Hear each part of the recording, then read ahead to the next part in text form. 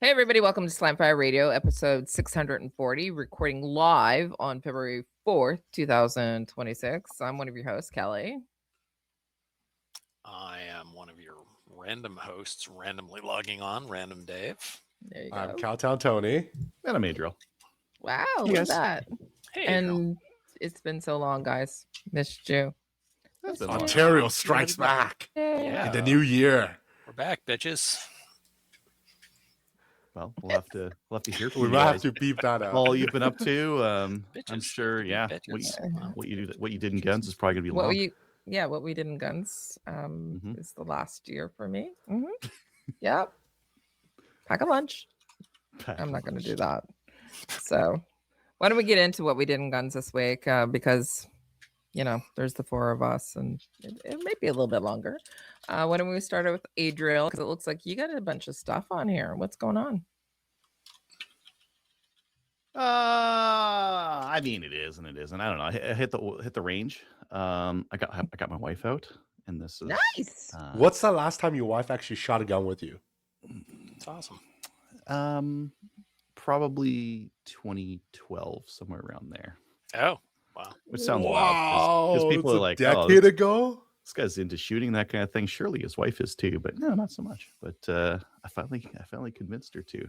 That's awesome. And yeah, she had a good time. Her favorite was the 22 handgun, the GSG 1911-22. Is a They're handgun so much though. It's fun. not a Not a rifle. Okay, not a Got rifle. a bunch of rifles out there. With like new shooters or people who haven't been shooting a lot, like getting the eye relief on scopes can be a little bit frustrating. So And I guess the it's lighter primary- weight, so it's easier to hold up for a longer time Yeah. too. So yeah, exactly. Semi-automatic, easy to shoot, fun, all that good Yeah, stuff. they're a So lot of fun. yeah, she's a big fan. do Other you things I did- remember Mhm. what was her favorite 10 some years ago? No. Okay. My That was memory long is not that good. Yeah. Probably all banned now, anyway. Probably. Yeah, I don't know. There's allowed though.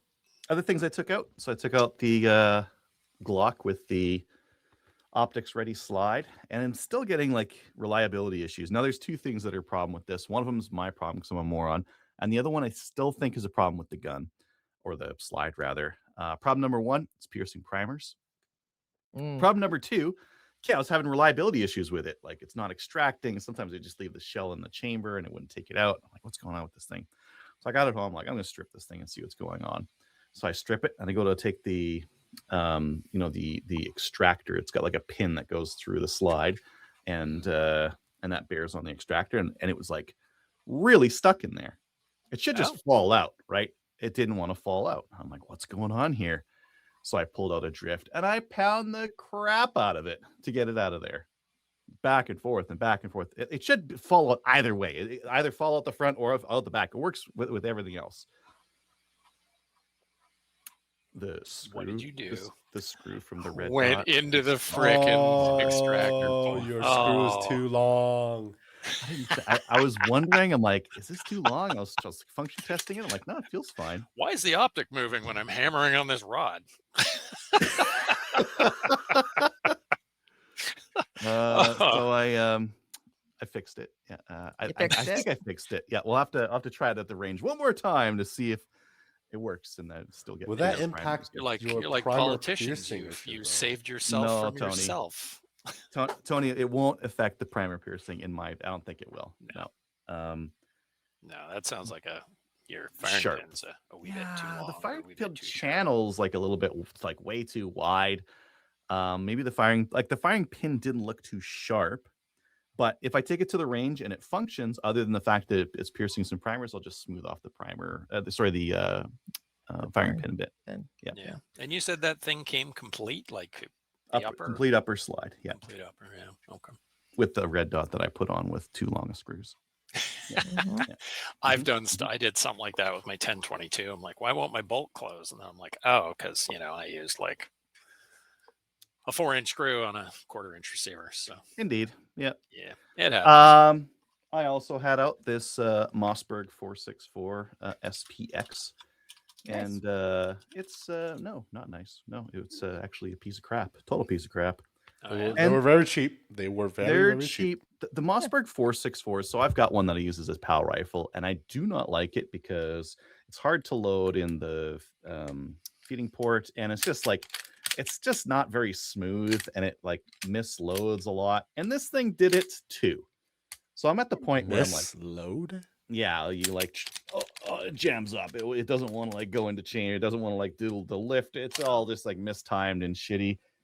So I think I might sell both of my 464s and get something else. Something else is going to be way more expensive, though. You got to think about it. That's But okay. if it works, I have business PAL money to throw at that. Let's get some guns that work for the students. You should buy working is the one of the listeners wrote in on YouTube saying there's a very cheap BC Maruku Browning. I think it's a 92 pattern gun from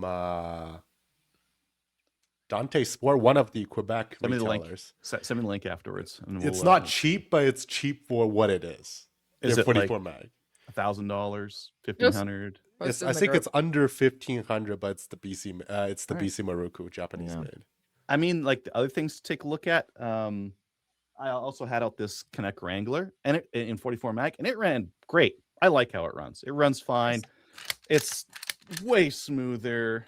44 mag's easy enough to load in there. I don't know how 44 mag would do like in students' hands with it. No, it's got a crimp on it. I could crimp the heck out of it. Yeah, you could crimp the heck out of it. Yeah, it would be fine.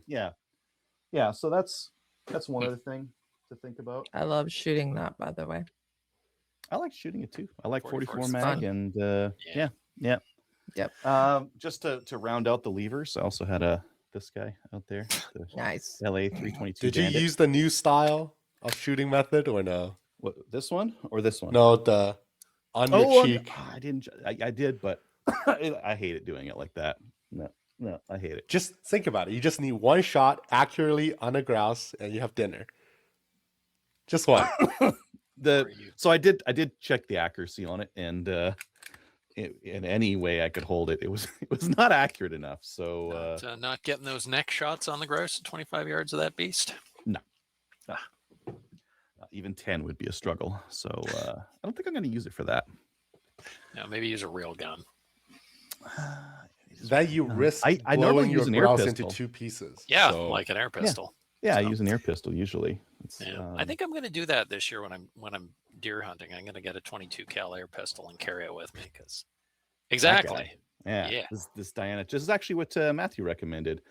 Okay. So I've got an American like the pump one, but this one has a little magazine that you can put on there, and you can run 7 rounds, and it's CO2, so you put it in the front there, nice and quiet, and well enough accurate to do the job.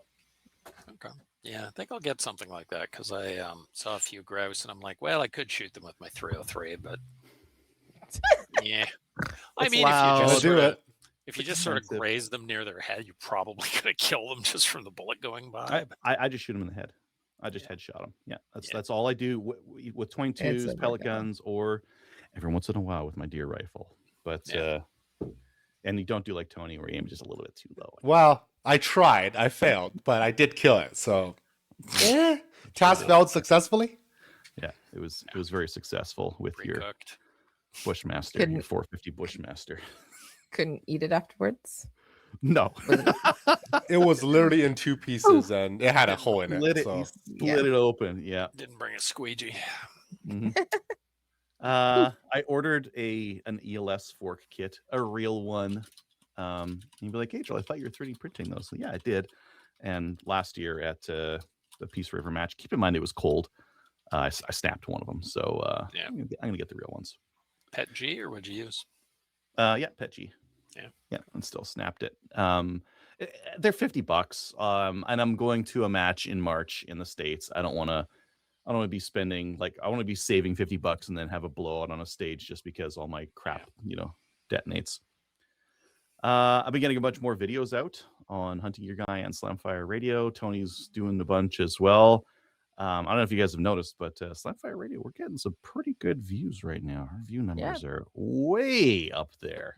Nice. It's ridiculous how high up there. And Kyle and I tried doing this last year, but I just don't think we got enough footage and videos out And this year we are, because there's Tony's editing and Dustin and Kyle have videos, and I think we're really gonna punch it up this year. Cool. Nice little snippets that are being sent out. Just yeah. Well, like the videos we did at SHOT Show were pretty short, so like 1 to 5 minutes, so they're quick to get out. And then we've been using StreamYard to do little clips from the shows. It just picks them, and those have been really good as well. People do like little clippy short videos. Yeah, and then we just point them back to the main one and say, if you want the full one, go over there. Cool. As part of like, I succumbed to peer pressure, and I'm now learning how to use DaVinci Resolve for video editing. I've already like a couple of things you to do that. Tony, Kyle, and Dustin are all peer pressuring me to do that. It is, for a free thing, it's pretty much industry standard, unless you learn and grew up in the Adobe ecosystem, then you kind of can't really leave it anymore. It's a good piece of software, and it's free. Yeah. Well, I was using Shotcut, which was also free, but DaVinci's got quite a bit more on top of that. And already, like, I just recently started using it, and I did a clip from SHOT Show, and I told it to use the dynamic AI, make the voice sound good, and it did better. Oh, I've actually never tried that. I still have the old version right now. Oh, okay. Yeah. I did an interview for CBC. It's not out yet. Yeah. We'll see how that goes. Yeah. When are we expecting it? A week or two, something like that. Is it like your local CBC station, or my local CBC station, but working for the national, I believe. Interesting. Yeah. So that should come out in a week or two.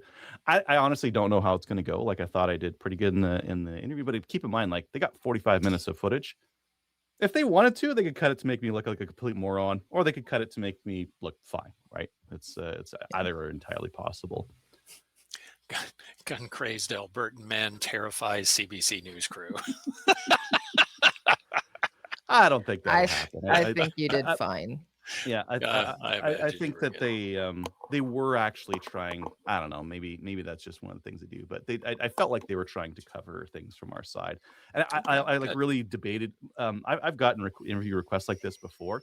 I've just turned them all down because in the past I just didn't really trust the media to cover this kind of thing.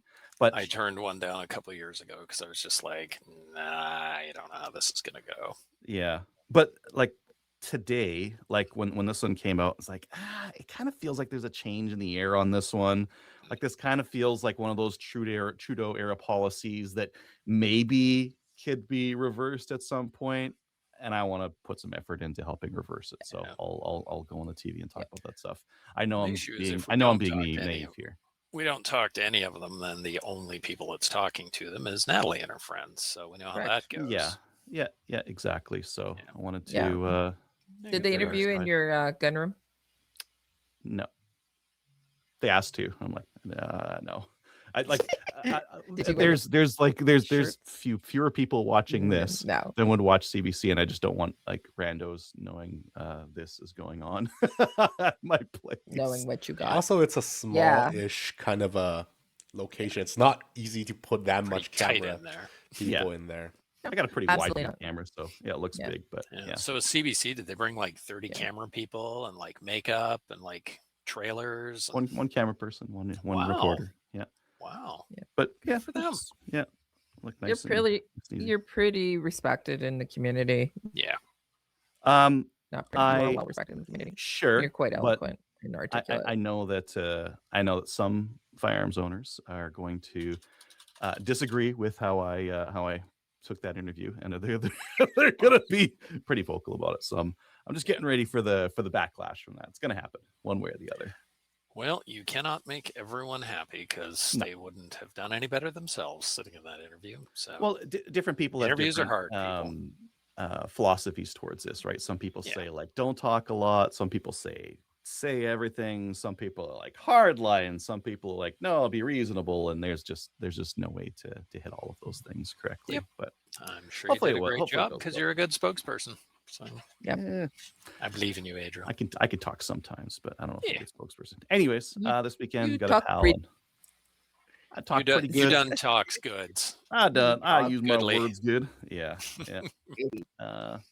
This weekend I've got a pal and a private art pal as well coming up, which should be good.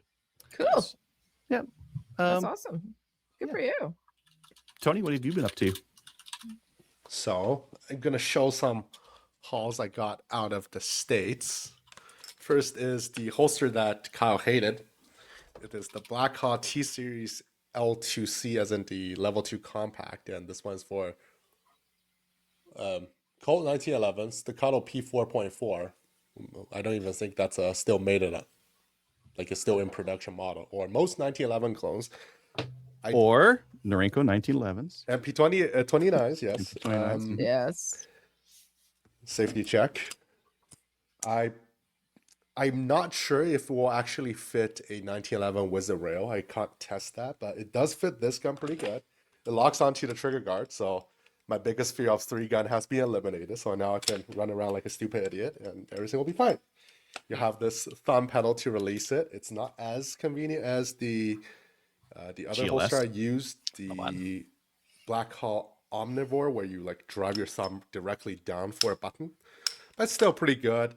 It will fit medium profile safeties on the side. It is kind of interfering a little bit. I'm not sure if you have like a 2011 style, really tall shielded safety on that side, if you're still going to be able to put it out. Like most Blackhawk holsters, if you have tension on it, you can't get it out, so you have to like charge it and then get it out that way. That's pretty good. It does fit the HGG special optics plate on it with plenty of clearance, so that's pretty good. And the second piece is the O-sight. Cover my face so the camera will pick it up. The RMR to RMSC adapter plate. It does fit the Vortex Defender CCW on it, 6 MOA this one is. And it actually eliminates one of the side issues I had when I was shooting this gun at BOA last year, where if you put it in my standard blade tag holster, this one is particularly made for the 1911 Wiz rails, so it doesn't work.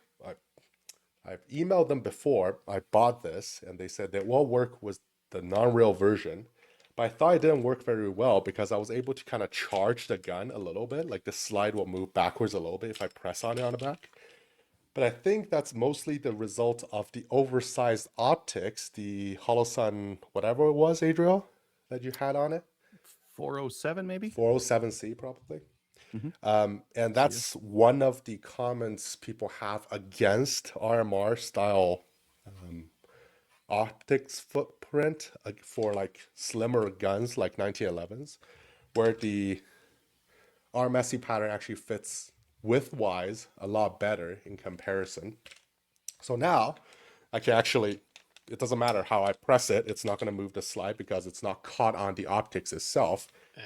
And it fits perfect. So probably for IPSC reasons, I'll probably use this holster because it's a little bit more natural. There's nothing to touch, and I have a drop kit on it, so it's slightly lower, so I don't have to do the whole go up, go down, go up thing. And for third gun, I'll probably be using the active retention holsters. Both will be good options, and both fit. Are you going to run it on a tech lock or this one's on a tech lock already, so it's good. I don't need to move it too much, but it is good to configure it. And Adriel had skateboard tapes on the front straps because these came smooth from China. And I thought, okay, I'm going to replace that. When I was shooting BOA, I found them to be quite rough. And then after it was in my hand, it became quite smooth now. I don't know if I shot it too hard doing BOA. Anyway, so I was like, I want something maybe a little softer. And if I found out I was on the right track, but it wasn't quite the right it's the right conclusion, but not the correct thought process maybe. This is what I got in the end. This is the 3M, one of my favorite industrial supply companies, the 3M Safe Walk, and it has the 300 grit. You can see a little chart on top where the left side is barefoot, the right side is for boots. And that's the thing. Think about it. You're using your bare hand to hold onto your gun. And if you're on a skateboard, you're not barefoot on your skateboard. you are using Not with that attitude, rubbers. Sure. was your rubber soles to contact the friction material is quite different. That's why like most of the skateboard tapes have that kind of a sandpaper kind of material quality to it.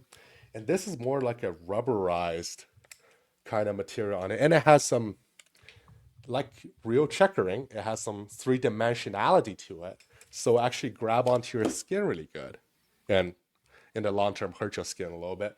I was trying to cheat it by just applying the bottom part, but then my middle finger have nowhere to go. So I have to cut a little bit more for it because on a 1911 frame, you'll see the contour kind of changes and it won't fit on it very well because it's just self-adhesive. But this works pretty well, and I think I would recommend it if you need to adjust your front straps or back straps, really.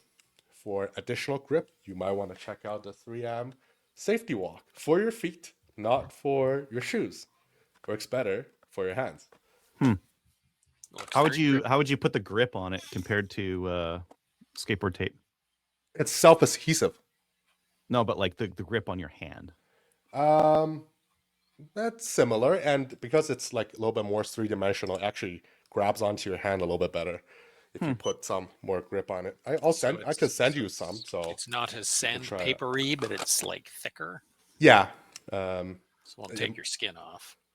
Well, it can't last as much. Like there has to be some downside, right? Otherwise, everyone would be using this in guns or skateboard. I'm thinking maybe people have just not have discovered it, because I was of the thinking that skateboard tape is the king because I watched too much Night Night Fantasy when I was younger, and I'm thinking maybe it's just not as available. These are available on Amazon, so maybe that's.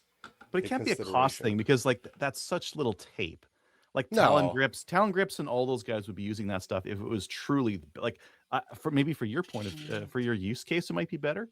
Maybe it's not as long lasting. It could be. It's more like rubbery in a sense. I'm assuming it might wear pretty quick throughout the season, but yeah.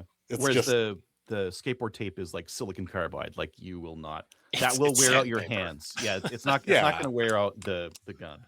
But I feel like for the silicon carbide, maybe my dead skin is filling the bits between the silicon carbide a little bit, so they turn like used sandpaper. They turn a little bit smooth after a little bit. So soft little hands. Yeah, soft little hands. We'll see how this works out. It's hurting pretty good, and I might have dry fired a little bit too much last weekend, and it didn't feel great. I had this complaint where if I do a reload, because my tiny little fingers, first I need the Magpul style with a scoop grip panel so I can reach it easier, but I have to like rotate my hand slightly this way to reach the mag release button. That doesn't mean your hands are small, Tony. People have to shift their whole body to the side on a 1911 if their hands are small. Then I have to like do the finger dance to get my grip back on it. So I just feel like every time after I do that, the grip isn't there 100%. I don't know. Maybe more practice make perfect. That's what I'm hoping for. And is that my grip? Yes. Why don't you Dremel channel for your thumb? The Magpul grips are so cheap. I'm just gonna buy a set of those instead. Right. And they would be a little bit more grippy too. I forgot to share this. I got a hat from Hordity from Shacho, and it's actually similar to my Vortex hat, where I actually have a back instead of a mesh back. I don't like mesh back hats, so I share that. I still haven't shown my antlers yet to you guys because they're still kind of in the wash. I want to wash them off really good. But for the listeners, you might remember that I blew the heads out of my deer, and I broke the skull plate into multiple pieces, at least 2. So I have to get a reconstruction skull plate. This one is from, it was marketed by Mountain Mike Reproductions. They're available on Bass Pro. I'm going to put a link on Discord for you guys. But when I went pick it up, they're actually from Illusions Outdoor Systems. I've heard about their name when I'm searching up this too. So I'm not exactly sure what happened to Mountain Mikes, if there's a change of hand or if the pattern expired. They're producing similar things, but I've only seen the 2 of them. So I'll one day when I get to it, I'll be able to show you how it looks like in the end. So that'll be a fun project for me. Cool. And this contains 0% real biohazard materials. My parents will be happy, especially my mom, because she is dead scared of anything alive, was alive, dead and alive. Anyway, you get the idea. So Dead or alive. maybe spousal approval rating would be good too. I don't know. Yeah. A little bit more synthetic. So, More question. synthetic. Less alive. Uh-huh.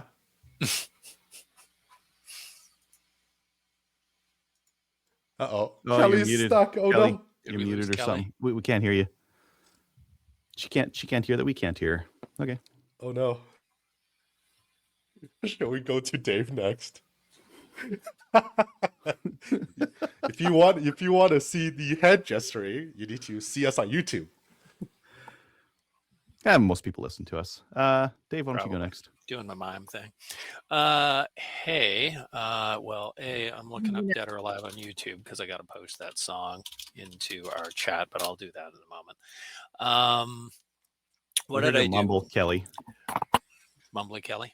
Yeah, I just heard a mumble. You Try heard me? saying something. Yeah, there Hey, you're now it's back. working. Yeah. Okay, go ahead, Kelly. You had a Yeah, question it for keeps Tony? saying that my connection to my mic is going out. Cut. So I rebooted. It did great. Cut me off. Sorry, Rebooting Dave. fixes I everything. cut you off. I have Okay, a go question ahead. though before we get to Dave. You go ahead, All right, then. so You ask your question, then you go. Go Yeah, you go. I'm looking go up Dead back or to Alive. Tony, and then Dave, you do your. But because it's about Tony, you were bullet part the skull, right? And you got synthetic parts, correct?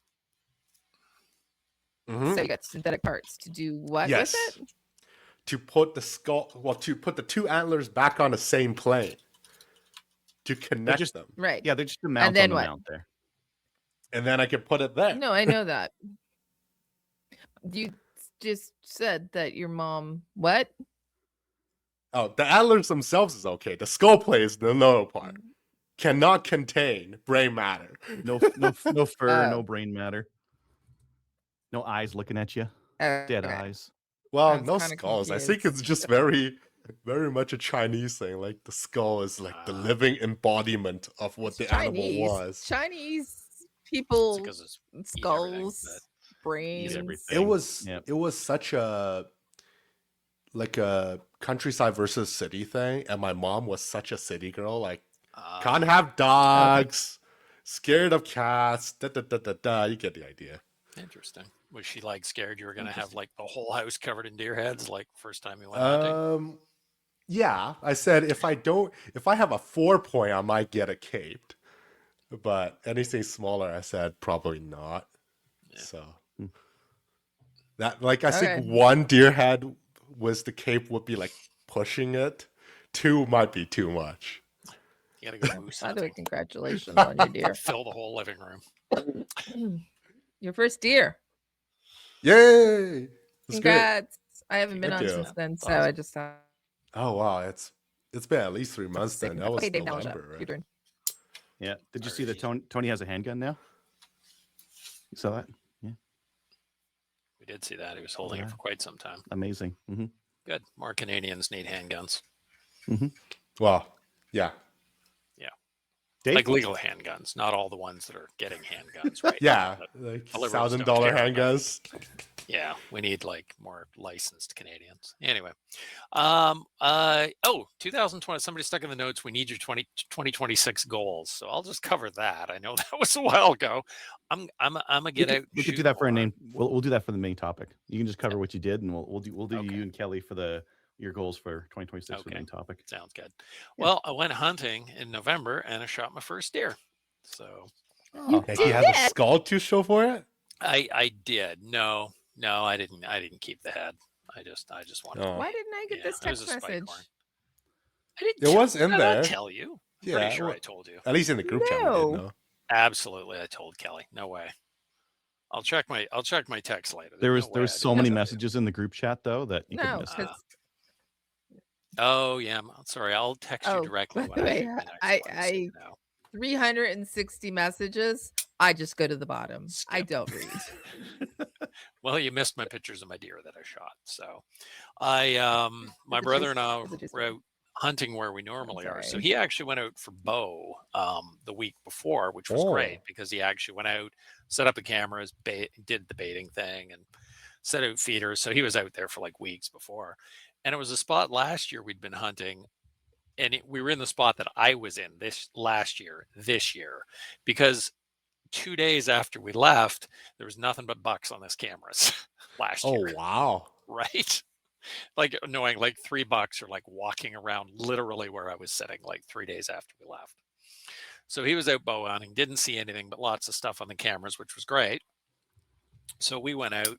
He'd been out there for a week. So 2 days in, he decided he was going to go back into town and, bathe and grab some food and clothing and stuff. So he headed back into town. I went up onto the mountain, and because he wasn't there, I hung out a little later than usual because he's not there. I'm just going to sit there and not go back for lunch or anything. And I decided, screw it, I'm done. I'm going to pack up. He's got to be back by now. So I went to grab my pack, and I turned around, and there's a freaking deer standing there staring at me, like 35 yards away. So I'm like, okay, yeah, you've chosen death. yeah, I'm like, all right, it's on. So he wasn't moving; he was just staring at me, and I'm like, I'm in my shelter, but I'm like, I don't know if he can see me. I don't think he can see me, but I had my gun down on my knees at that point, so I'm slowly bringing the rifle up just in case he can see me. I got I was shooting my Enfield because I can't use any of my normal hunting rifles. I had to use a frickin' weapon of war. Thank you, government. I appreciate that. Yeah. So I got the Enfield up on him, got my ladder sight up because I'm kind of freaking out. I'm breathing. I'm trying to breathe. I'm breathing. Got to breathe. Got to be calm. Focus on the front sight because I don't have an optic. Squeeze the trigger. And he looked away, and then he took a step, and I'm like, oh crap, he's running. Bang. So I shot him. And he just took off, like instantly was gone. So I sat there for about 5 minutes, got out, went down, and then I'm like, I'm at that point, I'm kind of starting to shake. So all the adrenaline's coming out. So I'm like, I don't know where he was standing. So I had to go back to my tent and then sit in my tent and look. Okay, he was there, and then go out, found where he was, found some disturbed leaves. There was no snow, but there was no blood. So I looked all over where I thought he'd gone. Couldn't find any sign, got in the ATV, drove back down, got my brother-in-law, brought him back up. He found blood trail, thank God, because I'm beating myself up thinking, how the hell did you miss a deer at 36 yards? Like, what the heck, man? So he found some blood trail, and then we found a huge pool of blood, and then we found the deer just past the second pool of blood. So it got maybe 100 yards in the woods. So it didn't get far. It didn't live long. Good shot. So it turned out that, thank you. So it turned out I got him where I wanted him, right behind the shoulder. But because I was shooting down and his body was at an angle, it actually went through, nicked one lung, and then exited out through his stomach, unfortunately. But at least didn't hit guts. No. So, but Probably he died got some quickly. liver, right? Yeah, well, I don't know. It was a bit of a mess in there, frankly. And it's the first time I'd gutted a deer, so I wasn't paying a lot of attention to what was in there. I was just getting it out. But you were able to withstand it, no problem. That's good. I didn't throw up. The first time I helped gut a deer, I thought I was going to puke just from the smell. This time, I think because I was actually doing it myself and I was actually focused on it, that helped me get through it. I didn't have a skinning knife with me. I didn't have anything but my pocket knife, so I gutted him with my pocket knife. Don't do that. Just because it is, I had like a fancy little pocket knife, little skeleton thing. So it worked fine. It's razor sharp, but oh my God, getting the skin and the fat and the guts and the blood out of that knife. I still haven't cleaned it. I threw it in boiling water and it's been sitting in my car ever since. So I have to actually get a toothbrush and take the knife apart. I don't even know how it's possible because when me and Adriel did it, I had a fixed blade knife, so at least that was easier to clean. But it was like 10 degrees outside, and the fat was amazing in its ability to solidify. Yeah, it's like I know pork fat, beef fat. If you put it in the fridge, it's gonna do that. But just how is it so fast and it's so hard to get rid of? And yeah, Adriel. Well, you just have to do the reverse. So you get a tall glass and you pour boiling water in there and you just dunk it in there and you let it sit. Right, you had the pot and it worked quite well, but it's just like, how is it dishwasher? I Maybe I'll throw it in the dishwasher. Clean it off first. I got most of it out just throwing it in boiling water and then just dipping it a bunch of times, but it's still like this knife is all skeletonized and fancy, so there's like stuff everywhere. Yeah, dishwasher, and then make sure to like once the dishwasher's done, don't let it dry in the dishwasher. Take it out and oil it because it'll rust. It'll rust in the drying stage. Yeah. Gotcha. Yeah, I'll have to do that. So yeah, we gutted it. Did an okay job gutting it. Wasn't perfect, but it was my first time, so I'm kind of happy about it. He was about 110 pounds, and he died like 100 yards off the road through bush, so we had to drag him out, which was a bit of a job. Yeah, took him. You didn't try to put on an ATV. Gutted him. Well, we couldn't get the ATV in. We would have had to cut him in, so it was way easier to just drag the deer out. So we took turns and dragged him out. And he was a little spike horn. He was legal. Yeah. I had a doe tag anyway, which is why I shot him. I thought he was a doe, and then it turned out he was a little spike horn. So spike horn just long enough. As in just long enough to be a buck, or just long enough to? Okay, got it. Yeah, it was just long enough to be a buck. So, so yeah, dragged him out, gutted him, took him back to my brother's house. We skinned him there, and then took him to the butcher. And yeah, he's in. Half of him's in my freezer, which I'm happy about. It gave a few people. Took it to the butcher. Is that the Eastern way of doing it? Listen, no, people out here do that. No. Just I never like. What kind of cuts did you get out of it? I mostly chops, a few steaks, mostly like a lot of hamburger, a lot of burger, of course. But not a lot of meat. 110 pounds?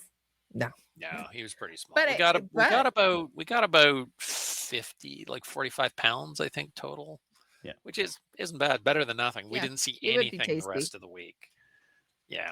Yep. So I was very happy, shot my first deer, so that pleased the crap out of me, and killed him, because I was really worried when I pulled that trigger and he took off. I know they do that, but I'm like, I am so terrified of screwing up the shot and wounding the animal. That is my biggest fear. And he didn't get far. He dropped. I was surprised. I shot him with a 180 grain soft nose. A buddy gifted me, actually, which was kind of cool that I shot him with that. But it was a round nose, and there was a perfectly like little teeny weeny hole going in, and a toonie sized hole coming out, because it went through the ribs, and it just looked like somebody took a hole punch and put it through the ribs. So that kind of surprised me. I'd never seen a rib shot like that before. Kind of hit between two ribs and just blew both ribs out. And he didn't bleed. Like, he didn't bleed for quite a ways, because I guess tallow and everything, and he's in shock, and it closed up, and there was no snow, so not much blood. But yeah, when he laid down, he just gushed blood. So one thing that shocked me, I was quite surprised when I was gutting him. I felt a deer heart before, so I knew how heavy they were, but the lungs, they're like styrofoam. Like, it amazed me how light they are. It was crazy. Yeah. So yeah, shot my first deer. Super happy about that. Yeah, I know I can do it. I did the thing. Congrats, Dave. My question is, how many years have you hunted before? And 7. Really? Yeah, I've had 2 shots on deer, and I missed them both previously. So one, I shot the deer just as the deer hit a fence. So I was kind of tracking ahead of him. I knew where he was going to be. I pulled the trigger and he hit a fence. I'm like, the hell? And then he was just gone. And the other one, he was full run through the woods. There was a hill behind him with nobody on it. So I'm like, screw it. I'm going to take the shot and see if I hit him. And I didn't hit him. But this one, it was perfect. He was just sitting there. And like I said, I just sat there. Calm down, breathe. You can panic later. Focused on breathing, and I maple seeded that shit out of that guy. Pardon my French, but yeah, well done. Did all the maple seed stuff, and I maple seeded the crap out of that deer. I didn't have time to maple seed that. I just raised the gun, pulled the trigger. My greatest fear was the deer running away, and somehow I managed to avoid that, despite not killing him on a first shot. So I have to go. He killed it in the first shot. He just I wasn't dead yet. I immobilized him in the first shot. I still don't know where the shot went. I think it might be spine. And Adriel was given the idea of I should just go right in, do the cutty part, but I had to do a calculated side overboard shot right behind the ear, eye-ish. And hard to do that close range with a rifle, isn't it?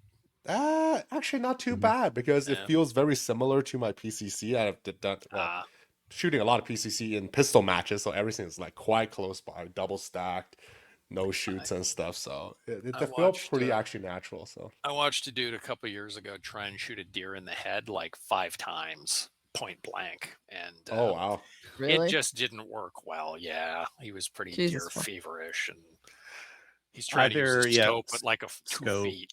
Yeah, I'm like, just stick the muzzle against his head. And I see a lot of people will like try to short stroke the gun and then give themselves a good old scope bite in their head. I've seen that quite a bit on TV shows and stuff. Yeah. So this is why you need a pistol when you're hunting, because with a pistol for the dispatching shot, super easy, super easy. Hopefully Gary's listening and this starts issuing ATTs. That'd be super. Yeah. Just the or just cut their throat. We've seen the news of who was it, like somewhere in the States where someone got really messed up by a buck because he tried to dispatch it, and I saw the that. buck was off. He caught a hoof in the face. Yeah, you got to be careful. Yeah. Anyway, that was my hunting story, and then we didn't see anything else all week. So thank God I shot that deer. Yeah. Oh wow. Really, nobody shot anything in our area. We it was funny actually. We're driving out, and an ATV is coming in the other way, and like we've been waving at people at ATVs all week. Hey, as you go by. So this ATV comes the other way, and like hand comes out the window and waves, and my brother-in-law just bombs by in the truck with the ATV on the back, and they're waving at me, and I stop, and I'm like, oh, it's conservation guys. And they're like, hey, you with that guy? I'm like, yeah. Like, why didn't he stop? I'm like, because you're 2 guys in a random unmarked ATV, and you're waving at people on the way by. What do you think they're gonna do, man? Oh, you got any deer in there? I'm like, no, we shot one earlier in the week. It's already gone to the butcher. Oh, you seen anybody else out here? I'm like, lots of guys plus you. I don't know. I don't know what to tell you guys. Interesting. Yeah. They're like, why didn't he stop? Like, maybe stick a ministry sticker on the side of your ATV. I don't know, dude. Paint it orange or something. So that was kind of fun. They were nice. They're not obligated to stop, right? Like, do they care? It's the ministry guys, I guess. If they're waving you down, then yeah. So it wasn't a problem. Well, it's not a light. I don't know if you're in an unmarked vehicle and getting waved down, if the traffic law says you have to stop. If they were standing at the edge of the trail waving at you, I guess so. You're supposed to, you're supposed to be, you are supposed to stop conservation officers, but if you don't know the conservation officers, if you don't know that they're trying to effect a stop, then how do you legally? Yeah, how do you know? You gotta have lights. Yeah, so I chat, or at least have a marked vehicle, guys. Like, put a sticker on the side of it. I don't know what to tell you. So I had a chat with them for about 10 minutes. I've only ever seen a conservation officer twice. Yeah, one for hunting, one for fishing. I've seen them a bunch of times coming out of BTSA. It's the weirdest thing ever. It's always there, always on that tiny strip of road, right off the main road to BTSA. It's like, okay, no one ever stopped me. And it's always me going out the range and they're coming in. It's like, okay, sure. Never. Well, it's the range. They're going to go and anyway. That's the thing. I don't understand because it's lock gate. Like, are you just gonna stop there and check everyone coming out? That doesn't make any sense. I've never seen them do that either. No. Maybe they're just going in. Maybe they're going in to shoot. Yeah. Who knows? Yeah. I've only ever gotten stopped. I've seen two conservation officers have been stopped by a couple cops that knew I had guns in the car, and I never had any problems. It's funny. I got stopped going to a match by some military police, and they're like, hey, what are you doing? What do you got in the back? I'm like, 2 AR-15s, 2 handguns, about 2,000 rounds of ammo. They're like, oh, you heading to a match? I'm like, yep. All right. Have a good day. Safe shooting. That was the end of the conversation. Didn't ask for my license. Didn't ask for anything. They're like, yeah, have fun. That was fun. What else did I do? Oh, I rebuilt my Ruger American because I bought a Ruger American a while back. So I put one of the Magpul Hunter stocks on it. I can't get the damn magazine out of it. Sounds like it's your new hunting rifle now. It's 223, so yeah. I Would may be use legal. It's legal in Ontario. All you need is a center Yep. fire. You could use a 9mm if you wanted, technically. So yeah, I like the rifle. I mean, it's good. I put an MDT muzzle brake on it. I put the Magpul Hunter chassis on it, which I very much like, in green. Yeah. Yeah. Threw Oh, yeah, some green. quick Good disconnects on it. Yeah, love green. I got a Kinetics Research Group Remington 700 bolt lift because I wanted a big bolt knob, but I couldn't find one for the Ruger. So this works. I just had to put... I filled it with epoxy and stuck it on. So it's a little bit big or a little bit small for the Ruger bolt handle, but it is not going anywhere because I filled it with epoxy and it's fine. One thing I did find with this stock, which is really weird, is you can't actually take the bolt out of the stock. Yeah, because what's going to happen. Yeah, it's a little bit too. Whoop! It does come out if you drop the gun, though. So the trick with it is, and they don't mention this in the manual, and drop the gun and it pops out. Yeah, if you actually pull it all the way back and flip the bolt over, that little ridge on the back of it fits the stock and the bolt comes out. Neat. It took me a while to figure that out. And then afterwards I Googled it and I'm like, oh yeah, other people have had that too on some of the Reddit forums, people bitching about it. So if I ever have to take this out in a hurry, I'm just going to have to remember to flip the bolt over and then pull it out. It would be nice if they mentioned that in the manual. That would be fabulous. I don't know why they don't. I'm thinking maybe the ranch version have a different height than the standard one. It could unlikely though, but it could yeah, be. I don't know why, but it's all set up. I love it. It's great. Much better than before. So one thing I screwed up on was I found that there are two different versions of this stock, unfortunately. There's one that takes AICS magazines, which is the one I ordered. And then there's the one that takes AR-15 magazines, which is the one that I wanted. Because I have a ton of AR mags, which was the point in getting the Ruger American. So this is they're only 5 rounders though. Whereas those MDT ones, you can get like 10, 20. Yeah. Yeah, I haven't seen any 20s yet, but I've seen them in substantially larger capacities. I've seen 12s. MDT makes a 12. Right, I think it's makes MDT makes a 12 round. So that's great. They're a little tight. They're a little hard to get out, but I think if I just play with it a bunch, I'll be fine. I ordered a Magpul magazine for it because they look kind of cool and I like PMags. Turns out the PMags for the Magpul PMags don't work in the Magpul stock. Oops. The Magpul AICS one? The AICS Magpul does not work in the Magpul ICS stock. So I ordered a couple of them, and unfortunately I took them out of the box to look. I took them out of the bag to look at them and played with them, and then tried chambering some dummy rounds and realized unless you hold the mag back, it won't actually chamber around. It doesn't lock into the stock properly. Oh. So I did some more looking and Googling, and on one of the sites that I didn't buy it off of, I actually found a note that says does not work with Magpul stocks. Maybe you should talk to Magpul and get them to warranty it for you. That doesn't sound right. There's no warranty. It actually doesn't work. So there is actually a note on one of them. And if you Google it and you dig down into the history on the cached version on the Magpul site, there's actually a note that says it doesn't work with the Ruger American AICS stock. So it is what it is. I got you can sell them. You can sell them. Yeah, I'm gonna sell them. I'll them, so just hang on to them, Dave. I'll be getting a gun that takes AICS mags in I don't know, 223 though. Is that in 223 or 308, Dave? 223. My 308 ones work fine. So because the Magpul AICS mags for 223 is a fitted outer shell. Well, it's all molded one piece, but it's basically outer shell on top of a P mag, like a ARP mag. Yeah, it's an interesting geometry for sure. Yeah, I got a buddy of mine who has a 223 that takes AICS mags. Well, And if it's you want not some a mag, mag I've for got one. 2 of them. Yeah. So, they're interesting. So that's a normally that's an MDT AICS mag, and then that's the Magpul P mag, which is I guess Do the an Magpul ones have high 10 P capacity? mag. No, they're 10 rounds.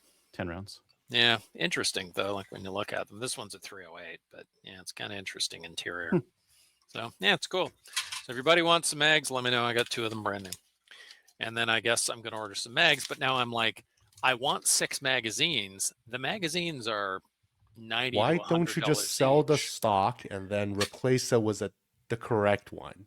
And that's what I think I'm going to do, because I'm Oh. going to spend $600 on mags for Yeah, a that's $500 horrible. Don't do that. $600 stock. Yeah. So I'm going to sell it, buy the proper one, and then Maybe an just use my MDT? Air Mags. MDT stock? I was thinking that. No, it would be the same stock, but they have a Ah. specific one for the Ruger American Ranch model that Yes, takes standard mags. I It think that's the does. correct term for it. it is. Mhm. They also make a magwell that you can just swap the magwell on this one, but they stopped Oh. making them a very short time ago.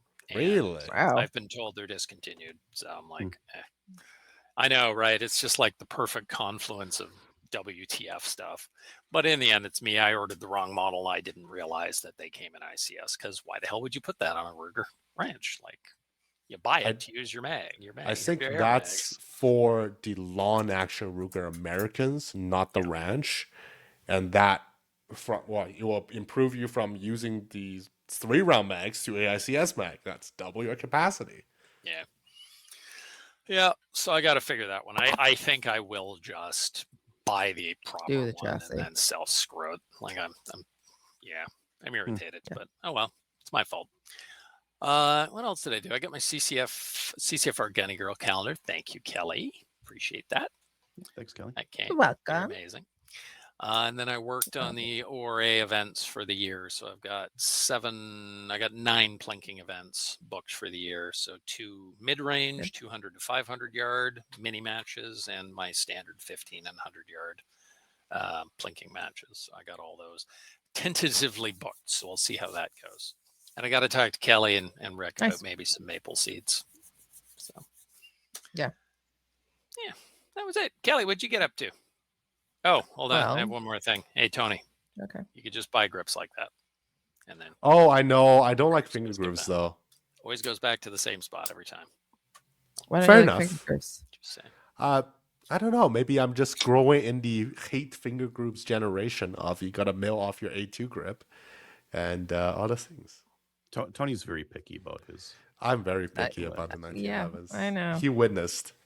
I do like Okay. the smooth AR grips. This is the only pistol I have that has thumb grips on it, and I bought it when I was much younger and foolish. But I kind of don't mind it. I've gotten used to it. But I Like hate thumb grips. 180 my other guns. So What brand of 1911 is that?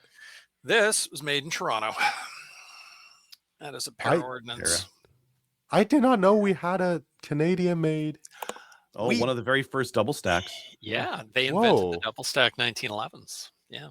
I have heard about para ordnance. I didn't know they're Canadian. That's They cool. are- They They were were. Canadian until the government Mm. drove them out of the country. Oh, okay. Back Fair in the enough. 1990s. So yeah. This is, I can't remember when this one was built, but this one actually was made in Toronto way back in the day. So this is the first pistol that I bought when I got back into doing Nice. pistol shooting. So That's so cool. it's a SSP and 45 seven round mag, and it's beat to crap. Like it's got holster wear marks all over it, like finish is all worn off. And I keep thinking about maybe redoing it, but I'm like, why would I bother? I kind of like it, and it's sloppy. Like it's not like super like dangerous sloppy, but it's like you can move the slide a little bit. I have a buddy who bought a new para ordnance after I bought this, Wiggle, and wiggle, his jiggle, jiggle. there is no play in it, like none. And that gun has stoppages like an MF, just stoppages constantly because it's too tight. And he's like making fun of my gun. Hey, wiggle the slide. That's not very accurate. I'm like, well, it's not very accurate if the gun won't shoot, which mine does. Yeah. So yeah. So there's something to be said about guns that have been worn in and are just, and it's actually a pretty accurate gun. It's more accurate than I am anyway. And I like shooting it. It's fun. Just a fun gun. 1911s are cool. Guns are fun. Yep. Guns are fun. Yeah, they are. So, That's why Kelly, we do this podcast. sup? Exactly. Yeah, What have I done?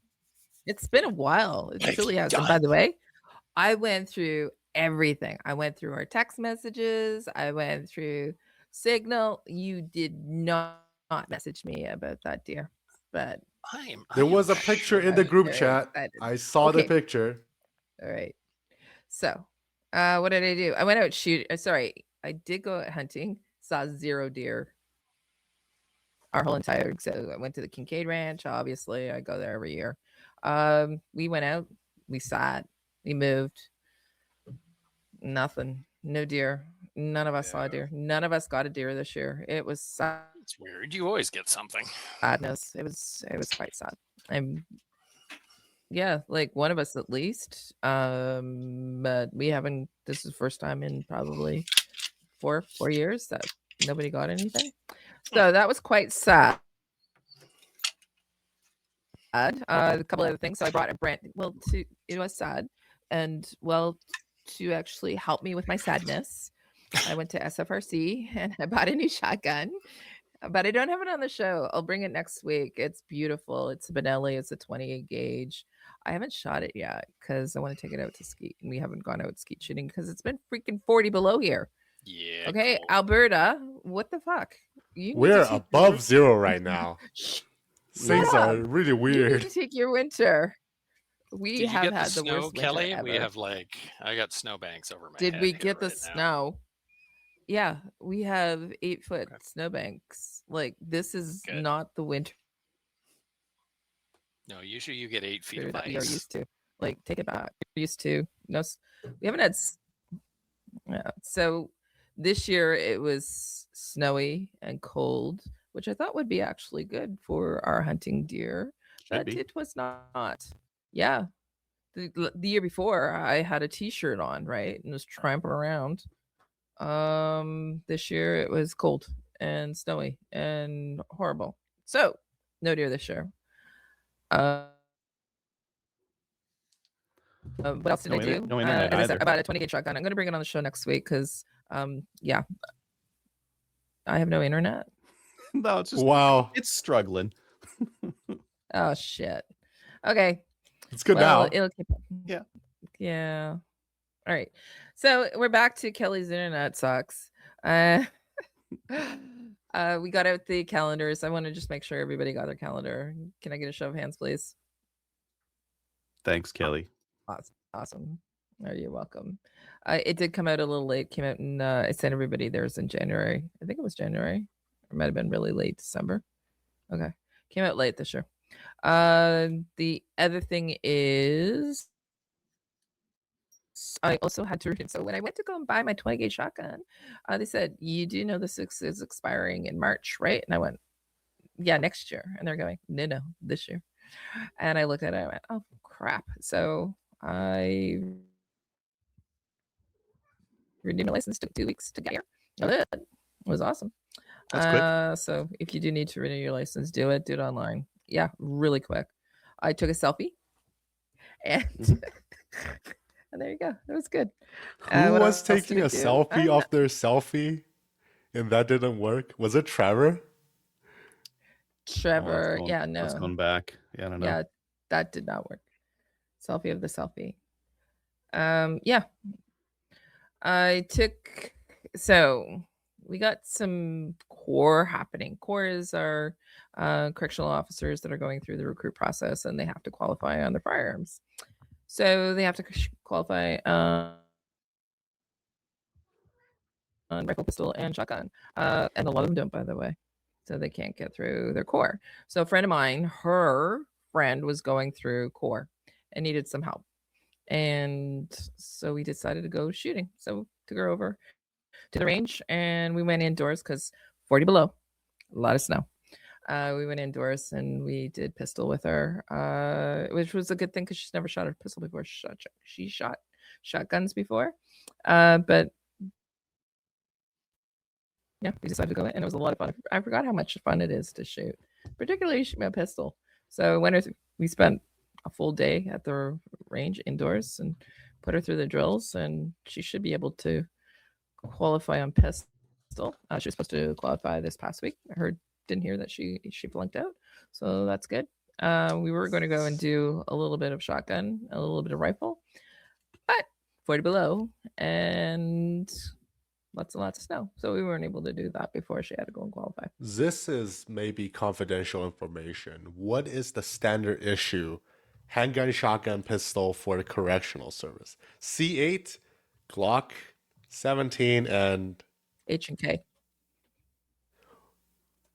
Yeah, H&K. That's where all the government budget went. That's where the defense budget went. Holy crap. The 8s, yeah. So yeah, great pistols, great shotguns, great everything. Yeah. So fancy. Yep. HK. Yeah. So took her out. We did great. We had a lot of fun. So she was shooting somebody else's pistol. Obviously, she doesn't have a pistol. She doesn't have a RPOW. She needs to get one. So she was shooting my friend's pistol, and she kept shooting low. So we went through some drills. We did ball and dummy, did a whole bunch of different things. And no red dot for the correctional services yet? No. Oh, I know CPS is getting them. Iron sights for everything. And she kept iron sights for the rifle too? Yeah. You spent the money on the HK and you have iron sights on it. Yeah. So you know what? The rifle it's not long distance, dude. Sounds like you need a red dot. So when we're talking pistols, that's 3 to 7 meters, right? And when we're talking rifles, you're talking, well, Dave, that shot with the deer, that was a long distance shot. If you were talking about the rifles, you're going to be using the shots for corrections. So for correction, shotgun is like one inch. Right. Fair enough. Yeah. Ricochet off the floor. Get him. That's actually a shot. Dave, you're muted. You ricochet. Yeah, you're shooting. Dave, you're shooting in buildings, Tony, like little hallways and rooms. You're not shooting across a desert. So well, what if you're on the sniper tower and there's one mass murderer trying to escape? You got to snipe it. That's different. Yeah. Anyways, that's someone else's job. And we know who's going to be the person that's picked for that too. Thus, marksmanship training required. So I had a lot of fun going to the range. We tried to do it a couple of more weekends, but it was just too cold. So what else happened? Not much. Bought some guns, went shooting, had some fun, did some maple seeding, planning, had a director's meeting. That was interesting. Adriel, you and I could talk about that more at our next meeting. And thanks for setting those up, by the way, for the next year. I haven't set anything up for the next year. I canceled the old ones. I didn't set up the new ones for the next year yet. Oh, okay. I thought when we get closer, meetings I'll set those up. For May. No, sorry, March. We're having a meeting in March. Okay. Yeah. Oh, one thing that I do want to talk about, and I know that I'm going a little long, but so She Shoots. So She Shoots has an episode that's coming up next Tuesday. Come and listen. Ian Runkle's coming on. We're talking about this whole the confiscation buyback that is not really a buyback. Should you register or not register? By the way, don't register. And the implications of the provinces not participating, et cetera, et cetera. So we're going to be having that at 8:00 next Tuesday. We're going live. You can write in beforehand if you have questions, et cetera. You're going live. You're going live on Facebook, YouTube. What are you going live on? Facebook, YouTube. So that's the other thing I want to talk about. So she shoots. We have our last show. We announced it.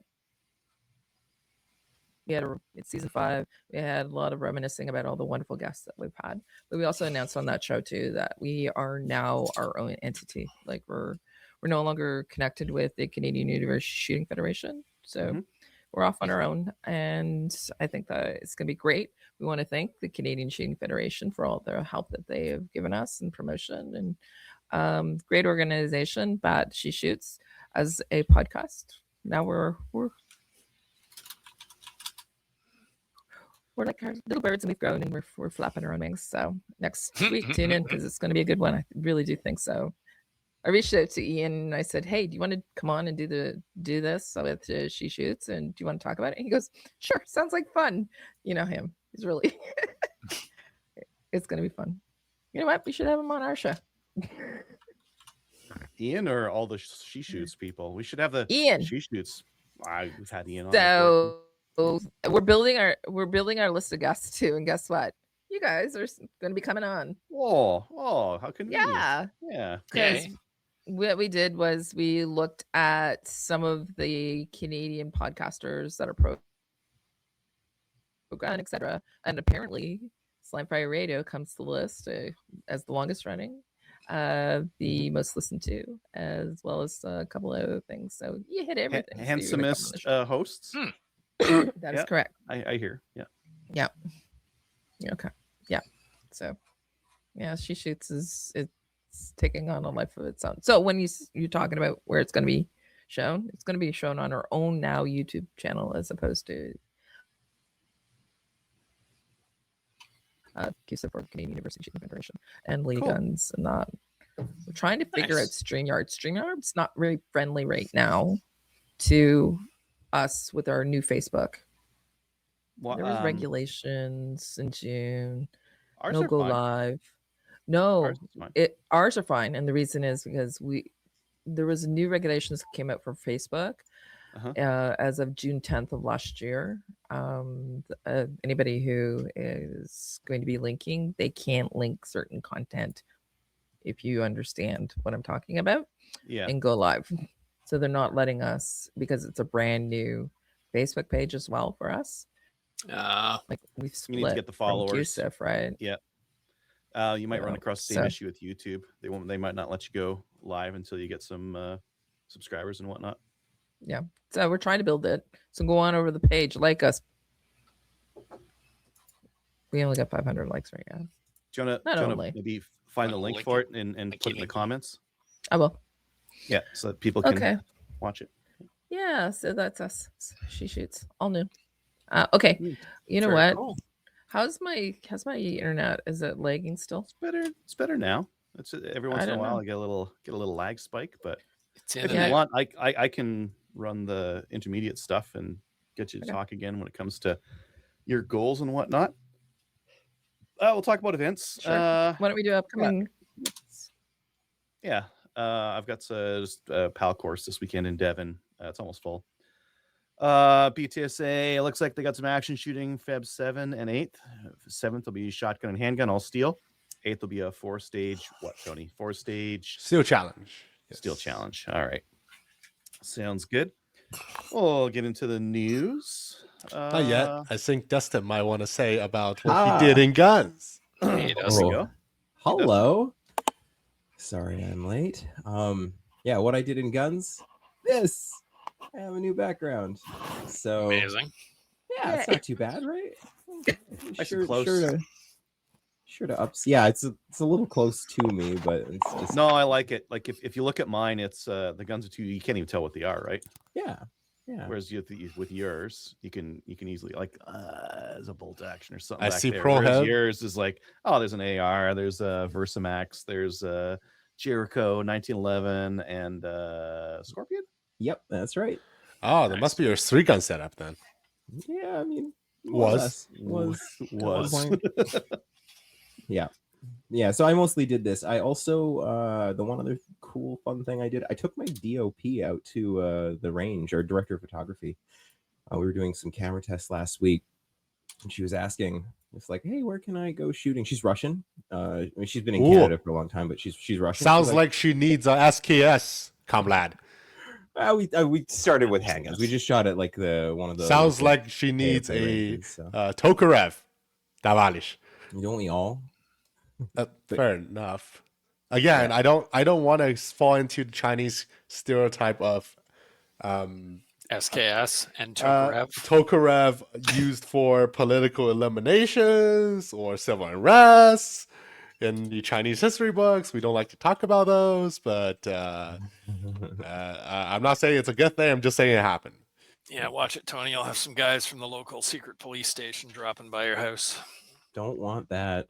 But yeah, apart from that, mostly I've actually been working on my it's like 10 pages. I've got a very long monologue for my MP because I have my meeting tomorrow with him, so awesome. that'll be fun. Yeah, after the show, I gotta get OBS set up, and I gotta do like 8 more runs of this just to like get slow my pace down, not talk with my hands quite so much, and remember to smile. So working on that. Which color is your MP's tie? Oh, red as the best communist color. Yes. Yeah. Let's see. Bueno. Well, good luck. Yeah, good luck. I hope it. I've got a personal relationship with him. I've been dealing with him for a decade. So, and this one, like, okay, yeah, I've put together what I think will be a fairly sound argument. I'll kind of weave him into a position where he either agrees with me or he's terrible. And if he's terrible, I've got it all on camera, and I'm going to ruin his day when he runs. So, yeah, that's excellent. the plan. Yeah, so I'm very aggressive. I mean, you know what, man? They've been aggressive for a decade, and I'm tired. So, I honestly, like, I've got it planned out very nice. Like, I'm not intending to be aggressive. I am just going to, hold his hand as we walk down the road of what has happened, what our current timeline is. And, if he actually stands by and supports, some of the the general destruction of firearms, businesses, and having people's homes taken from them, all at a time where there's a financial crisis, and ignoring the criminal use of firearms while we've got, the worst crime we've ever seen in the country. So yeah, not to give too much away, I've been practicing a lot every extra minute I've got, and yeah, that's going to be my plan tonight after the show. Yeah, sweet. That's it. Hey, it's nice to see you guys, by the way, both of you. I haven't seen you guys this year yet, so yeah, Kelly got to be on a little bit more. Yeah, I don't. Okay, Dave fine. does. I see who no, it's fine. I see who the favorite is, and I don't blame you. Well, both of you, I'm sure they've already said. Both of you have to come to SHOT Show next time. Next time, next year. I'm in. Yeah, next year. For next year. Yeah, but you both do have to come on the show more, because I think it's been months since either of you have. Yeah, it was early November, I think, or late October. It's been a while. It's been busy. Before hunting season, that we know. Before hunting season, yeah. Hey, I've been working like 14-hour days, and I still made it for part of the show. So shut up. Yeah. Shut up, Dustin. That's right. It is rather inconvenient that we have time zones. Well, yeah, wouldn't it be more convenient if it was like China and we just had one time zone and it sucked for everyone, except for the people in Saskatchewan? The country is unified. Everything is great. By the way, it's aligned on the east side because it's aligned for the seaboard. Yeah, exactly. It's great. You don't like the time zone? Well, no time zones. Yeah, no time zone for you. Okay, I think we're going into news. So I'll share my screen and we'll go through some news stuff here. This first one's on the CBC. It's saying they couldn't locate 7 guns for 3 months. Now Halifax RCMP have made changes.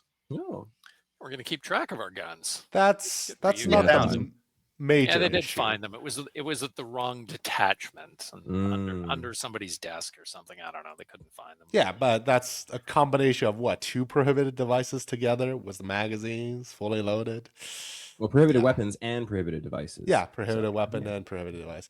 I just like how the CBC comments, carbines are semi-automatic rifles, not issued to individuals, RCMP officers, but rather shared amongst those who are trained to use them. Semi-automatic rifles, not a weapon of mass destruction, designed to kill the most amount of people in the shortest amount of time. It's really interesting that the CBC can't seem to identify those as assault-style, mass-murdering, baby-killing weapons. Baby-killing machines. When they're in the hands of the police.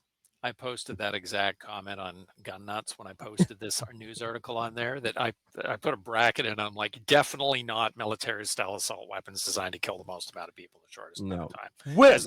As they would be if we had it at the range shooting paper. Of course. With standard capacity magazines, mind you. Yeah. Yeah. 6 times. Mhm. 6 times the capacity you get. Yep. But they did manage to find their gun, so they have decided to These ones. improve things. So lessons learned, so that's good. You don't know if Yeah. they just managed to engrave a piece of serial number on a piece of steel and call it good enough. I'm assuming that they now have to do something different so they don't lose them. So, I mean, it happens. People lose stuff. I would lose, assume I as lose well. pens all the time. You know, it's a weird thing because, like, dealing with this show, like, I cannot explain the scale. It is truly mammoth. Like, we're gonna have a couple of BG days where we got 200-300 people, all with, there'll be replicas mostly, but like I have to keep track of every one of those, and if I make that mistake one time, that's the ball game for my business, for my license, for probably my personal license. Like, that's it. And it is just really interesting how that's just not the same rules when it's the police. It's just a few C8s. It's fine. Cops leave handguns in the washroom all the time. Well, I told that story when I worked at Tim Hortons when I was young, right? It happens. You did. Found a couple of them. Mm-hmm. Yeah, it happens. It's one of those things when it's just part of your uniform. You, Dustin, probably have a lot more awareness of the firearms and what's involved and everything than people who work with them all the time. If you hang around military and police, it's pretty casual. Like, they don't tend to lose them, especially the military. No. They don't. That's bad. That's very bad. No, that's it happens. bad. That's round to pound. Yeah. that's not good. Bad, not good. No, I heard a story a few weeks ago about somebody who made the mistake of losing a bayonet at the Meaford training area. They might still be out there looking for it, and that was in the 90s. So, if they lose a rifle, that is no bueno in the military. No bueno. But the police, I mean, it's unusual that they lose the stuff, but it does happen. So, Getting on to some other news here. The Charles Daly N4S G3 was prohibited. This was one of those bullpup semi-auto shotguns. Yeah, well, we can all sleep safer now. So was it prohibited because it's an AR-15, or did they decide it was a variant? Do we know what the deal is there yet? Okay, so there's a longer story to this. So this Club de Terre, CTM, I think they call themselves, brought this news to us actually 2 months ago, where RCMP deleted the FRT's entry for it because they're a Quebec gun shop. And Quebec still retains the long gun registry. When they tried to sell it, the Quebec registry says, we can't give you that registry because the reference number is no longer valid.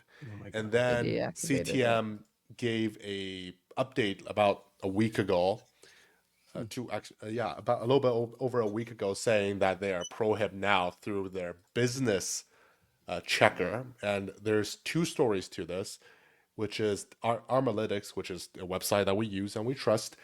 They don't update that quickly. So you want to be mindful when you're using Armalytics, and because it's not real time. And you can always go to check it on the RCMP website through their massively obese 110,000 pages PDF document. Like, that's what Armalytics uses for their source. I don't think it's on the PDF right now. I think it's only on the business one. On a PDF now. Actually, let me share my screen. It is confirmed that it has been prohibited. Okay, I think it's just not as real time as we want it to be. So Charles for Daily Defense, and for us, it's updated. What was it? January 26th. Yeah, so it was not 2 weeks ago. So why is it prohibited? What did they? I mean, it's a mag-fed shotgun. They don't like those, but how did they get it from non-restricted to prohibited? I think they said it's a variant of. It says PFR Part 1, Paragraph 204. Part 1, Paragraph. It's probably a Blaze 47. It's probably No. Blaze Oh, 47 variant. Well, I mean, honestly, like it's okay. Like we can, it's all right because I have it on good authority that this is just clearly an opinion, definitely no legal standing, so that's fine. Yeah. Right. Okay, so because the firearm of the designs commonly known as the Best Arms BA 912 and the Landor Arms BPX 902 shotguns and any variant or modified version of them. I might be reading the wrong one, but that's the one that I see here. What does it say under the Canadian law notes on page 2 there? No, you see it under legal classification. That's the reason where it's prohibited, right in the middle there. Yep. PFR Part 1, Paragraph 204. So it was a prohibited firearms order, and they're saying it's a variant of this other gun. Yeah. Mhm. Is the other gun like a 50 cal long range rifle? Or? It's probably just another Typhoon type. No, yeah, it's exactly that. Like here, if I share my screen here, I can show you guys. But yeah, it's one of the Turk shit bullpup shotguns. Yeah. I don't know if it's a variant of this one. Like this one, I don't know if this is the originator, like the one that started it all, but variant or version would be everything you can touch in it. Yeah. Interesting. Oh well, so, one more gun bites the dust. Yeah. You want to see my shock face? It's Well, it's the thing though. Now they're just shadow. Like we keep talking about. They did it before shadow banning. They've been doing. RCMP has been doing that for a long time. They did it with the Swiss Arms. They've done the it with 858. Yeah, lots of stuff in the past where they're just did like, a ton of stuff in 2020, dude. 2020, 2021. Like all of the mag-fed shotguns. All of a sudden, like that's an AR-15. Well, it's funny because the FRT yesterday said not based on any known variant. So if you guys are experts, how is your expert opinion so freaking wrong for like 5 years, and then one day it's like, oh, it's an AR-15. The ATRS Modern Sporter. That's what they put on it. This is not a variant. Yep. And then it was. Anywho, let's keep going here. Yep. We'll spin our tires on this. Yeah, we've had that discussion. Hey, last week we discussed this last week. We got the numbers. 20,000 firearms have been declared, and we said, if this week comes around and they don't announce again, it's probably not going well. No, did you see an announcement? They haven't counted them. Haven't. It's really interesting. Didn't hear anything. Gary didn't come out and read with his big list with a big smile about how many more guns people were just tripping over themselves to turn in. It's interesting, right? It's interesting. Yeah. I think those numbers fell off a cliff. How much you want to bet? Well, I want to put money that they're still in and around that 23,000 mark. How much you want to bet? I bet you they're short of 30. Yeah. Oh yeah. Yeah. I could even say it's under 25. Yeah. All the people who panicked registered quick, and then I think that people got their emails, and then people were panicking, registering, and those were people that are going to register anyways. Just saying this right up from the get go. And then what we're seeing right now, and I'm posting, and people are probably one unfriending me. I don't care. Two, they're pretty tired of seeing what's coming around on their social media, because I keep sharing, okay, these people are not participating, these provinces, this municipality, by the way, Kingston, I wrote our police department, so I wrote our chief, and I also wrote our mayor, and I have not had a response, and it's been 2 weeks. So I want to know what Kingston's doing. They're not responding. Ottawa City Police are also not responding, by the way. I think the people that Alberta's responding. They're saying like, "Oh, this is already covered." I think the people that registered. We're not doing any of this. I wrote my MLA. I even got a response, and I've had a good back and forth. Not from the actual MLA, actually, the person in between them, who commended me on my. What was the response? Oh gosh, it was. Give me 1 minute. Let me just actually answer that question for you, because it's like just a couple of clicks away. I don't think that under 25 for sure. Yeah, so the quick and short response, I wrote quite a lengthy email, but the quick and short response was, "Hello, Dustin. Thank you for your email and your passionate advocacy on this issue. I need to check in with the appropriate provincial municipalities on where BC stands on the federal program and its implementation, and to see whether any changes or similar actions to the other provinces are being considered at this time. I will let you know as soon as I have information to share. Otherwise, please follow up with me in 2 to 3 business weeks."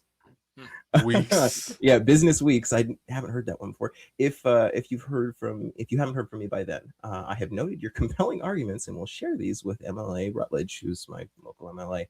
And then they did. She responded back one more time with some BS from like the Fed. Just anyway.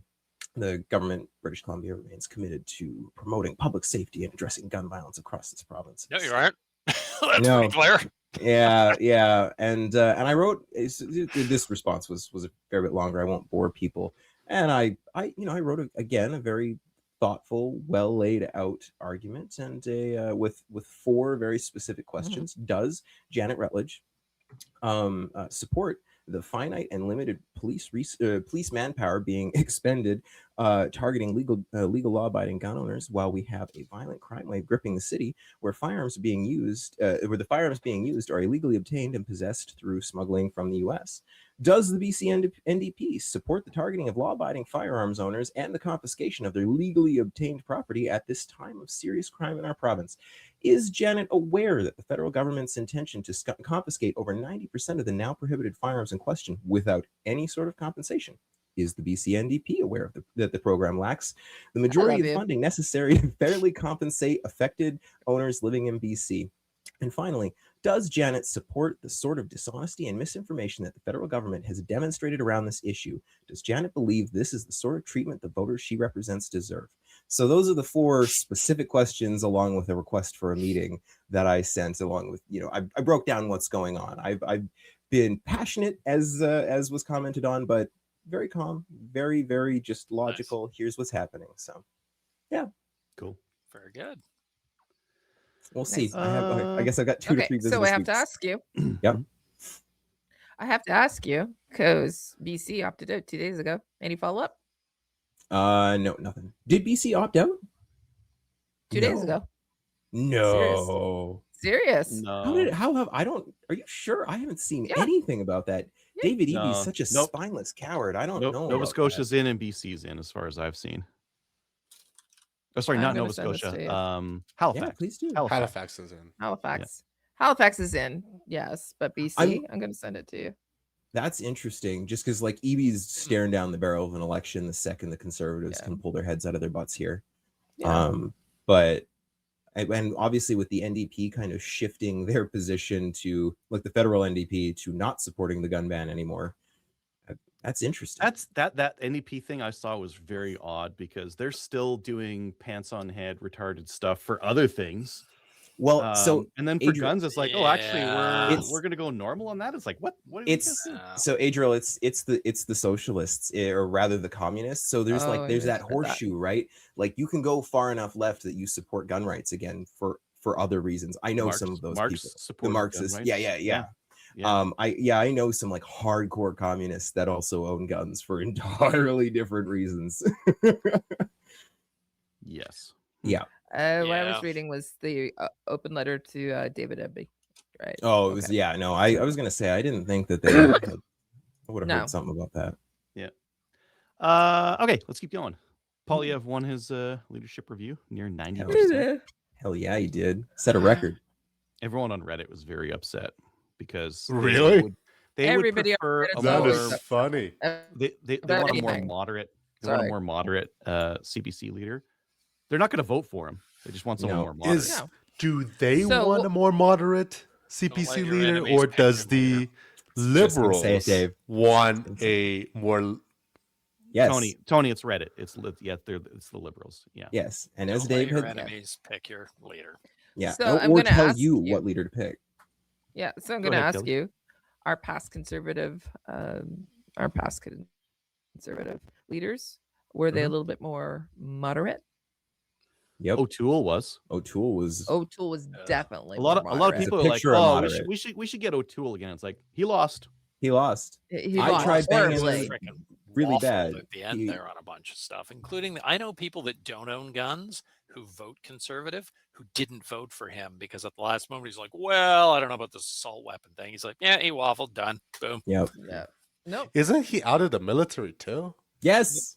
But I Yeah. talked to him. I managed to actually get a few minutes with him once. He knew how the gun that he was trained with functioned, and very clearly not a whole lot else. Like Fair enough. He was like a good soldier, but he didn't know like what our behind the laws whole are. thing, yeah. He's definitely not a gun owner or any real experience beyond that. So yeah. They also had a policy convention. Now, just to frame this correctly, because a lot of people talk about policy conventions and they're like, oh, that's what they're going to run with. Policy conventions, the people who attend them are party acolytes, I would say. So people who attend the conservative convention are super conservative. People who attend the liberal, they're super liberal. NDP, super NDP. The NDP will have stuff in their policy convention like, we want to abolish the Canadian military. The Liberals will have things like, we will deploy universal basic income for everyone. And so with that in mind, the Conservatives did vote on Castle Law for their policy convention. Yes. You know what the weird thing is about the policies and the mention of, you get these like a lot of really weird, because people can just bring up whatever they want, really. And you get like insane things sometimes at all the parties. The only insane things that ever get any attention is if somebody stands up at a conservative thing and says, I don't like abortion. That gets news media. The NDP suggests something freaking insane left-wing communist thing. Nobody says anything. I think with the NDP, it's because like no one actually treats them seriously. Well, no, they're not a party, but nobody cares. Yeah, because they're never going to. Especially like they need a leader who's going to get them to be a serious party again. Well, they don't have that. No. There's nobody in the running for that. Well, I mean, there's some more normal ones out of the list, and there's some not normal ones out of the list. We'll see what happens. Oh, speaking of which, if you actually read the articles about the NDP being pro-gun now, most of them are like, nah, take all the assault weapons. We don't care about that. Yeah. They're not against having private property seized, mostly because they're communists, and that's cool, I think. But they're saying that they don't like the way it's being done, but they're not against it for the most part. No. Yeah, you that's gotta actually read the whole article. Yeah. Okay, let's keep going. YouTube is starting to lay the ban hammer down again in range and on the perf. I didn't hear about this. No. Okay, so I bring this topic up. So InRange had one of their videos removed, and on the perf podcast mentioned it in their latest one, where you can see episode 58 is missing from here, and they don't do manual upload for this. They're like doing it similar to our audio only version, where it's grabbing from what do you call that? Like the website thing. RSS feeds? Is that what it's called? Adriel might know a little bit more than that. So just know maybe there's a forecast of more stuff removal coming up. I don't know. Personally, I don't believe that Slamfire has video. been... Which video got nailed from InRange? It was like an two-gun action challenge match on a X95 versus a What Was Stoner Dude 2017 version of That's it. odd. It was just a match video, so I don't... It's just the AI has gone stupid as usual. There is a chance, because InRange and Forgotten Weapons were involved in a WWSD project. Maybe they mentioned of something that it's going to be available for sale at one point. I don't remember. Maybe they promoted. Yeah. Yeah, I don't remember what's on the perf for 58. They do have sponsors, so... But like there's no visuals. It's just an audio only thing. So I don't know. YouTube can be like that sometimes, so it's hard to say. YouTube do be like that. Let's get on to some new gun stuff. Cool. InRange? Yeah. Vortex Relay. I think this is yours, Tony, right? Yep, correct. So since Kyle isn't here, so he wouldn't know what I'm talking about. So unfortunately, Vortex wasn't at SHOT Show, but they did release a few new products, including the Vortex Relay, which is like their networking thingies. They're pushing harder on their whole geoballistic brand. So for those who don't know, which includes me for the most part of last year, Vortex acquired GeoBallistics, which is its own like ballistic calculator Like applied solution. ballistics. Back in the day, it was the relationship was a little iffy. I guess the project wasn't full steam ahead back in the day, where they still had a rangefinder that was applied ballistic instead of geoballistics, but now they've acquired it. They're putting more effort into it. They released 2 additional product groups that's related to that. Adriel, if you can scroll down, they have a casserole competitor, the Ace Ballistic Weather Meter, and then they have their 2 Talent HD 10K ballistic finding binoculars.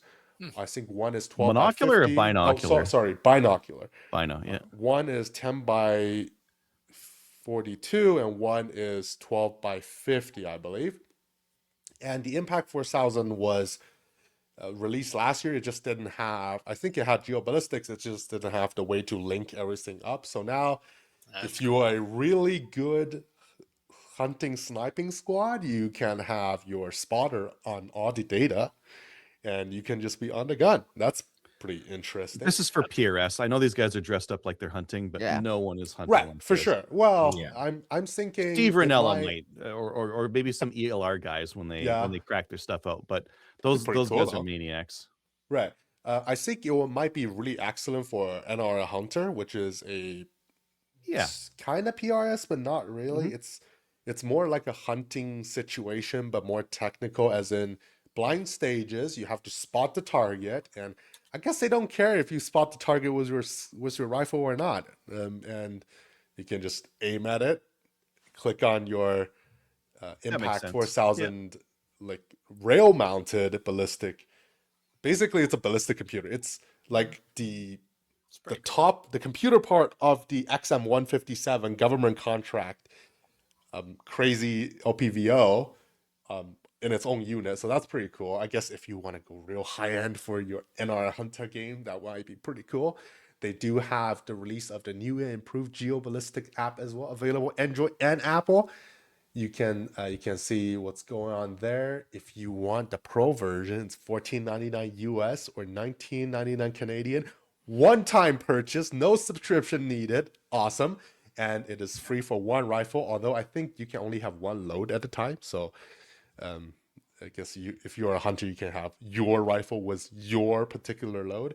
And it will also display that your hash mark equals to how many yards. Again, this is roughly calculated. You really need a chronograph to take full advantage of it, but it does have a lot of promise with the Vortex name behind it. And considering Vortex is building the XM157 for the US Army right now, they're a DoD contractor.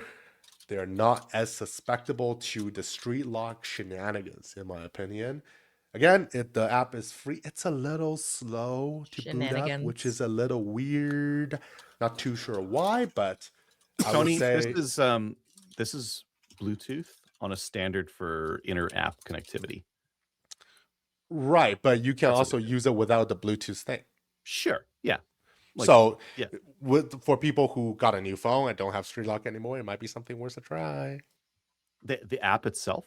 Yeah, the app's free, right? Yep. You can only have one gun, though. In-app purchase. You only have one gun? Unless you have the pro version, again, $14.99. Fucking garbage. No, I know. No. If you bought a $4,000 rangefinder, though, they will give you a premium license for free. Just saying. Because Applied Ballistic is a subscription right now. Oh, look at this. A one-time fee of $14.99. I said that. Version? Oh, sorry, I wasn't paying attention. I was just kind of scrolling through. One-time purchase, no subscription. F yeah. Thank you, Vortex. Love it. Yeah. Cool. All right. We saw a bunch of those scope-mounted rangefinders at SHOT Show. There's a bunch of them out there now. Yeah, China's cranking them out. Yeah. Just a weekly reminder. CCFR is doing the It's Raining Guns contest where they're giving away 100 guns. It is. Yeah. If you're lucky, you might be able to get a lever gun from Odell Engineering. Odell put up like a bunch of guns, like a ton of They mentioned, I think they're gonna do some Darius before they got let go, and then I'm thinking quite a few lever guns. They'll be pretty nice. Cool. There was several different organizations that donated to it, but Phil at Odell, he's donated significantly, and go and do it.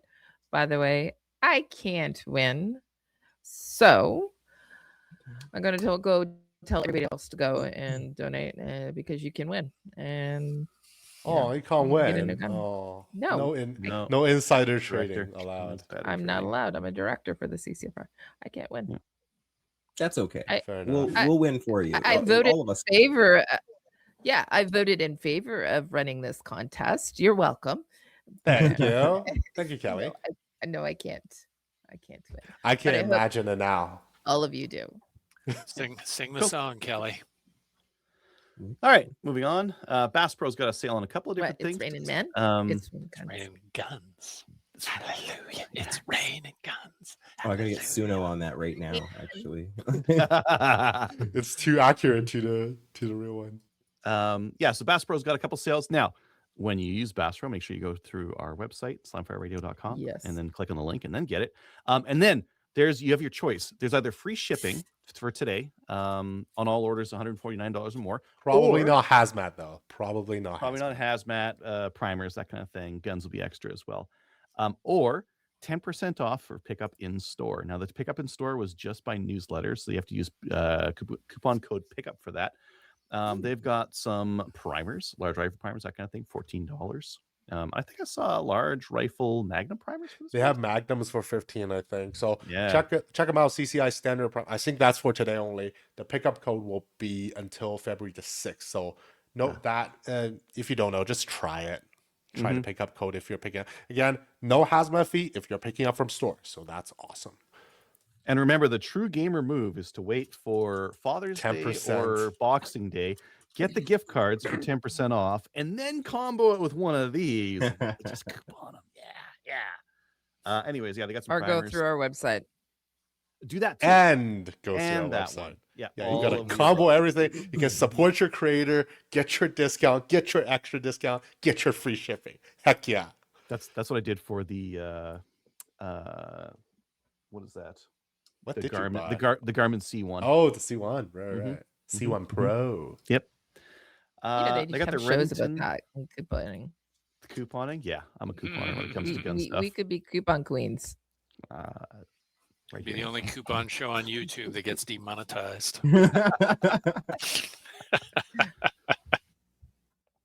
I saw these before. These Remington low decibel, like super I don't even low know performance.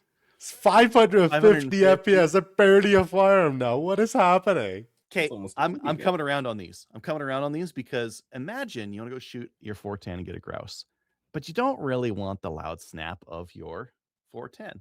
Well, tell you what, 550, that's barely poking out of there. Number 9 shot. Oh. Is that gonna kill it though? That's the question. I think you gotta be close. You gotta be close and run like a pretty tight choke on this thing. But it would be that's the problem. Yeah, it wouldn't be very loud. It'd probably be like shooting a 22. 550 FPS. Tony, this is perfect for you. I used my full size rifle for this. I know. Great. He used a but you 0.45. decimated. Yeah. Well, I will load some slower rounds next time, or I won't be caught off guard by the 2 grouse that happen. Anyway. Yeah, I should get some of these. If I can have a 1911 with me, that would be preferable, but I know that doesn't happen. One day. And then one other thing. Also be 45 though, so still be the same side of the hole. Yeah. One of the things they have on sale is their Range Max tactical gun case. I have a couple of these. They're not good for padding. These are not as good as the Long Rangers. I think they have a good use case. So this front case here, take it off, throw it in the garbage. It's not good for anything. But the case itself is a very compact way of carrying smaller guns, like 22s, that kind of thing. Something that doesn't have a very long barrel.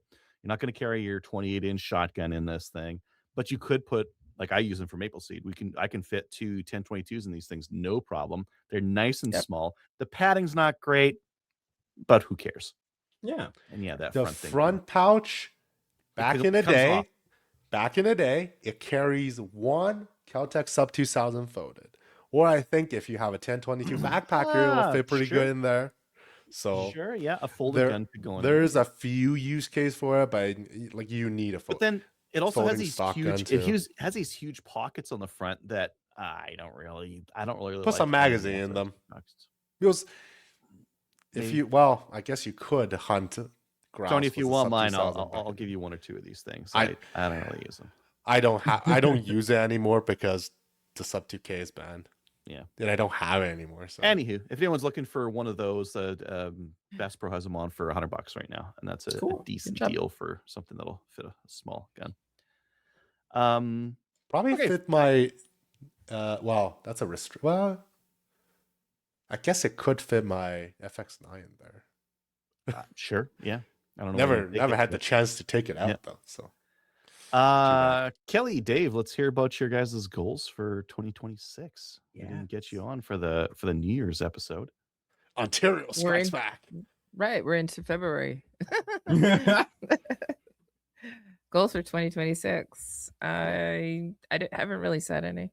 My goal this year is for Maple to get to both BC and also get out to the East Coast again. So it looks like that's going to be taking place. We had some conversations about that.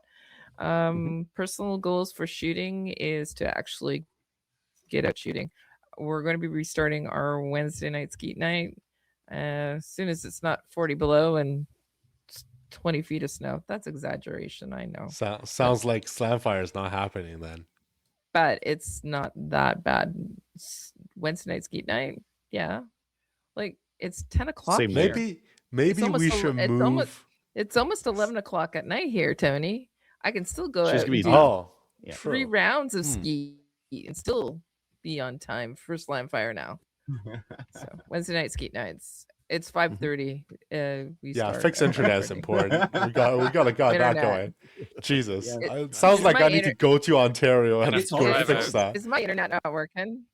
Yes. Okay. It's working-ish. It's better than not working.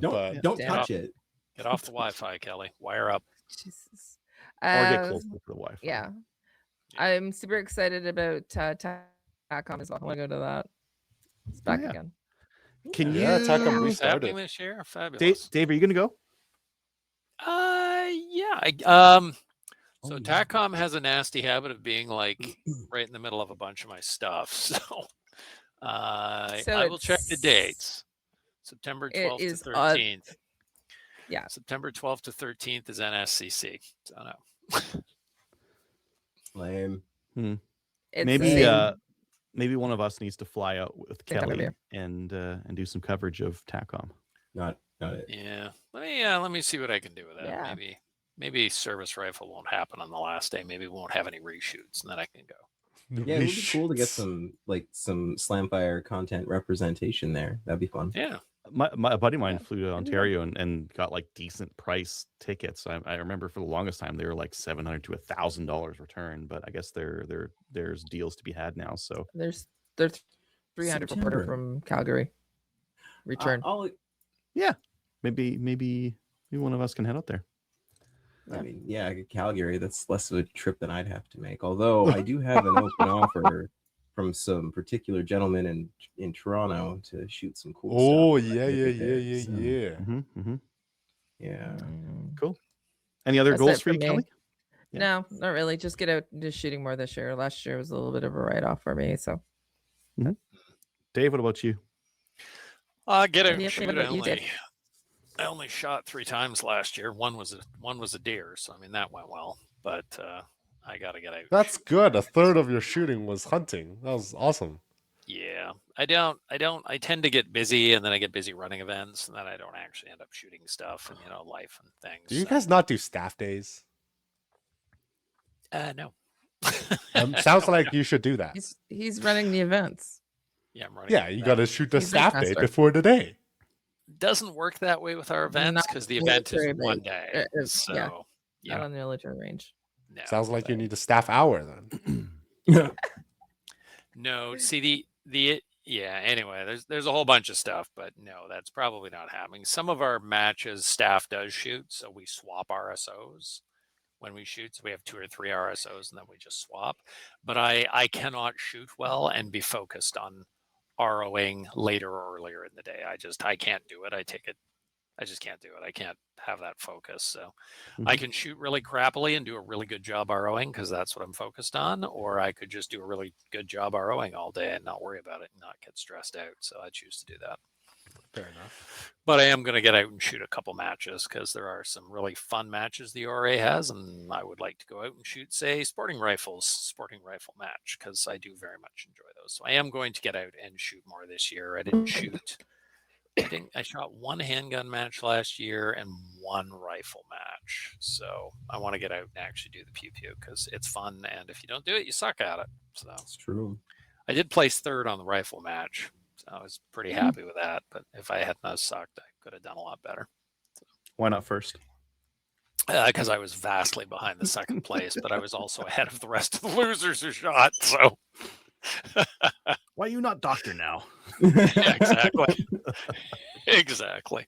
Because lack of practice. I'm quite happy being middle of the pack because I am not willing to put in the time and effort to be front of the pack, and I am well aware of that fact. So that's cool. Yeah.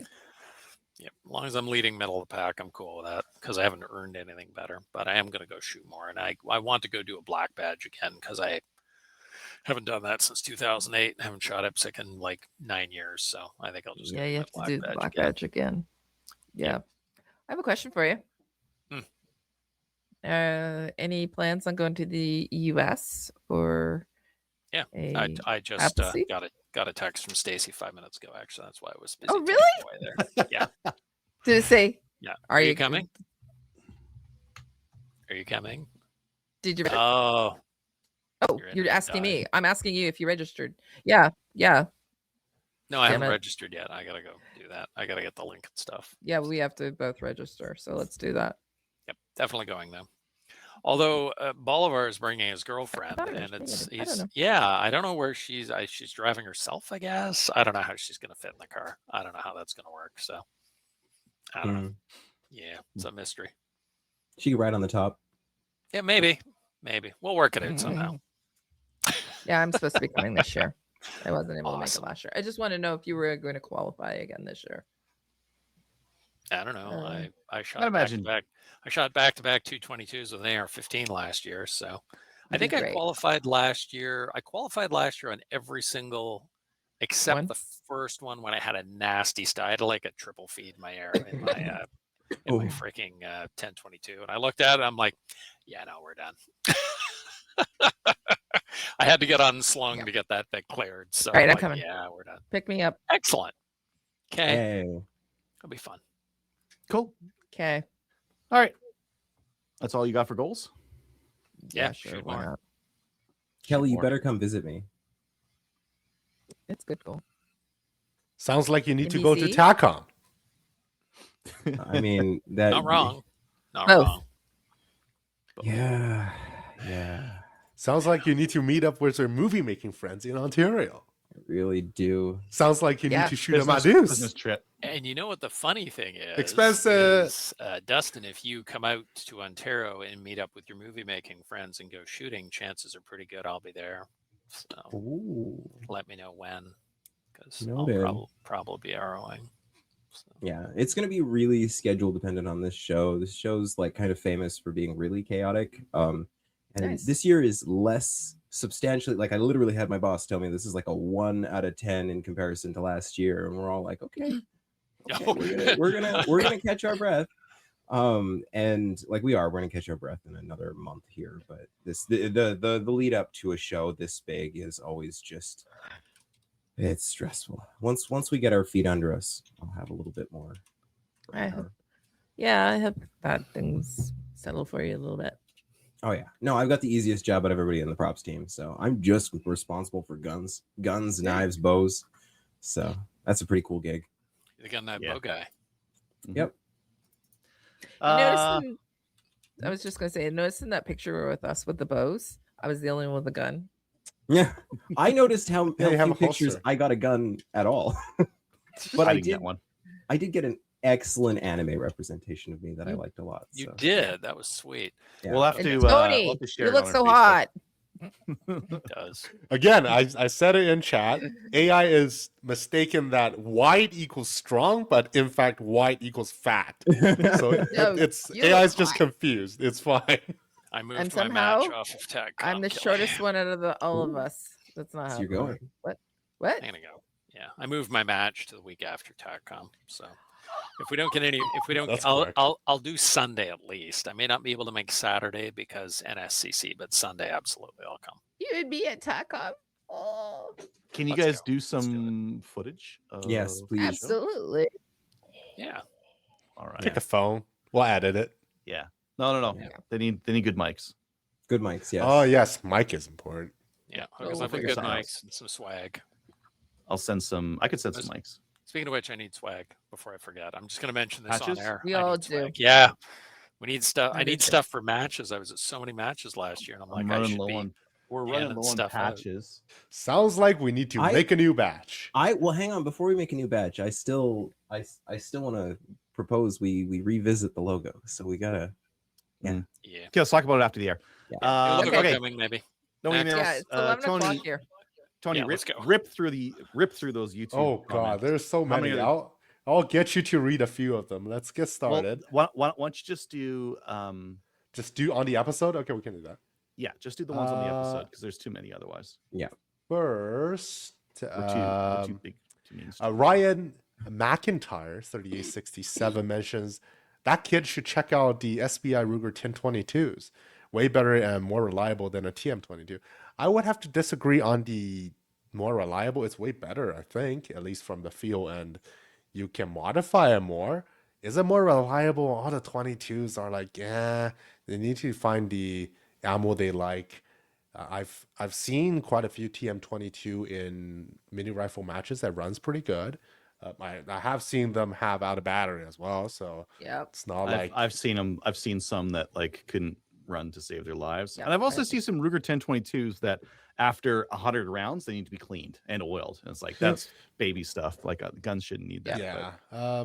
And then every SBI Ruger 1022s are not cheap, so No, it that might was not insane. fit into his budget. Yeah. It might. We'll see. We got homework from Eddie. Kyle, how many free Lyman suppressors coupons did you snag? I don't know if he did any. Maybe he's Save just that. hiding it from us. You know, he only took Save one. I was with Save him that for next week. every day. Yeah, we'll save that for next Oh, week. wow, I ruined it yeah. for you. It is. And I see a comment from Jason Z 1919 looking at the Rossi LWC. I guess Adriel have never handled that gun, so we put a video on it, and he mentioned the stuff we have to look at. And I want to ask the listeners: for SHOT Show, do you guys want to see the newest, greatest stuff that we can't buy, even though we can't buy it, or do you want us to see more stuff that's more relatable that in the current situation we can have?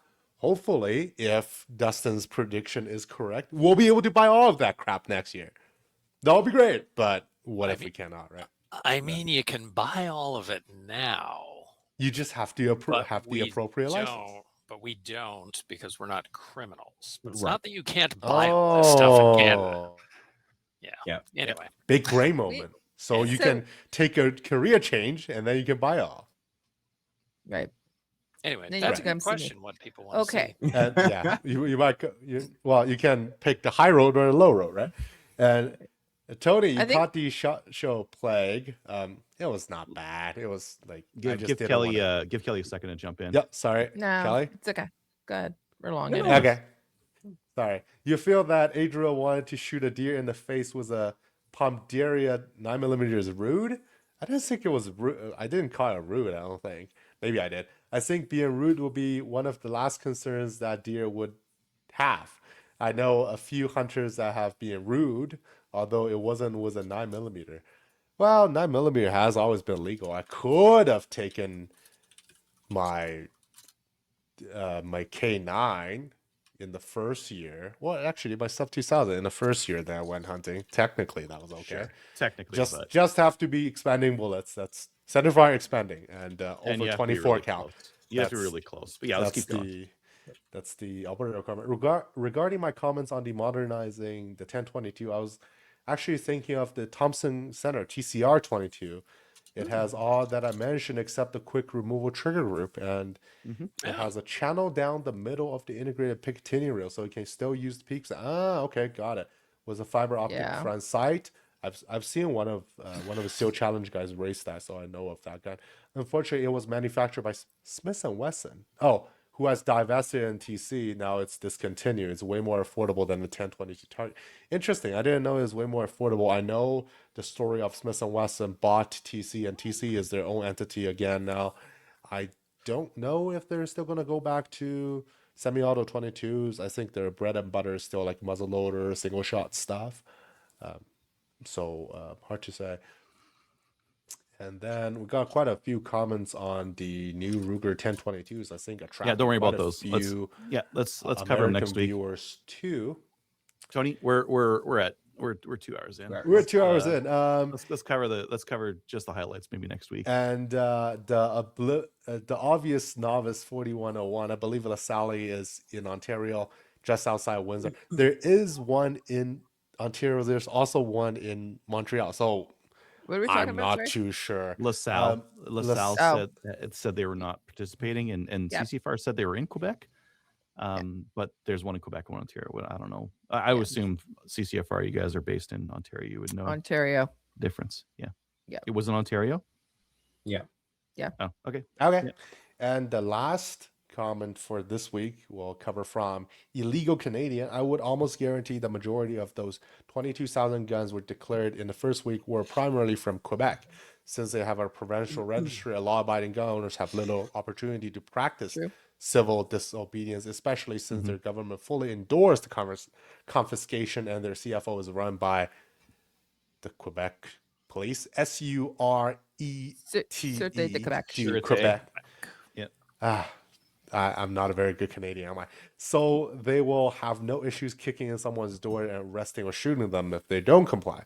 It is funny to think once upon a time they called the gun owners crazy for thinking registration leads to confiscation. But look at us now. Well, I think the Oceania states have explained that to us, but people are still continue to hold their not factual views, no matter what happens. Commented on a gun nuts thread about all the old crazy paranoid guys in the 1990s that said if you register it you'll lose it, and a lot of them were talking about how the PAL would become weaponized against people, and everybody was like, you guys are crazy, this is common sense.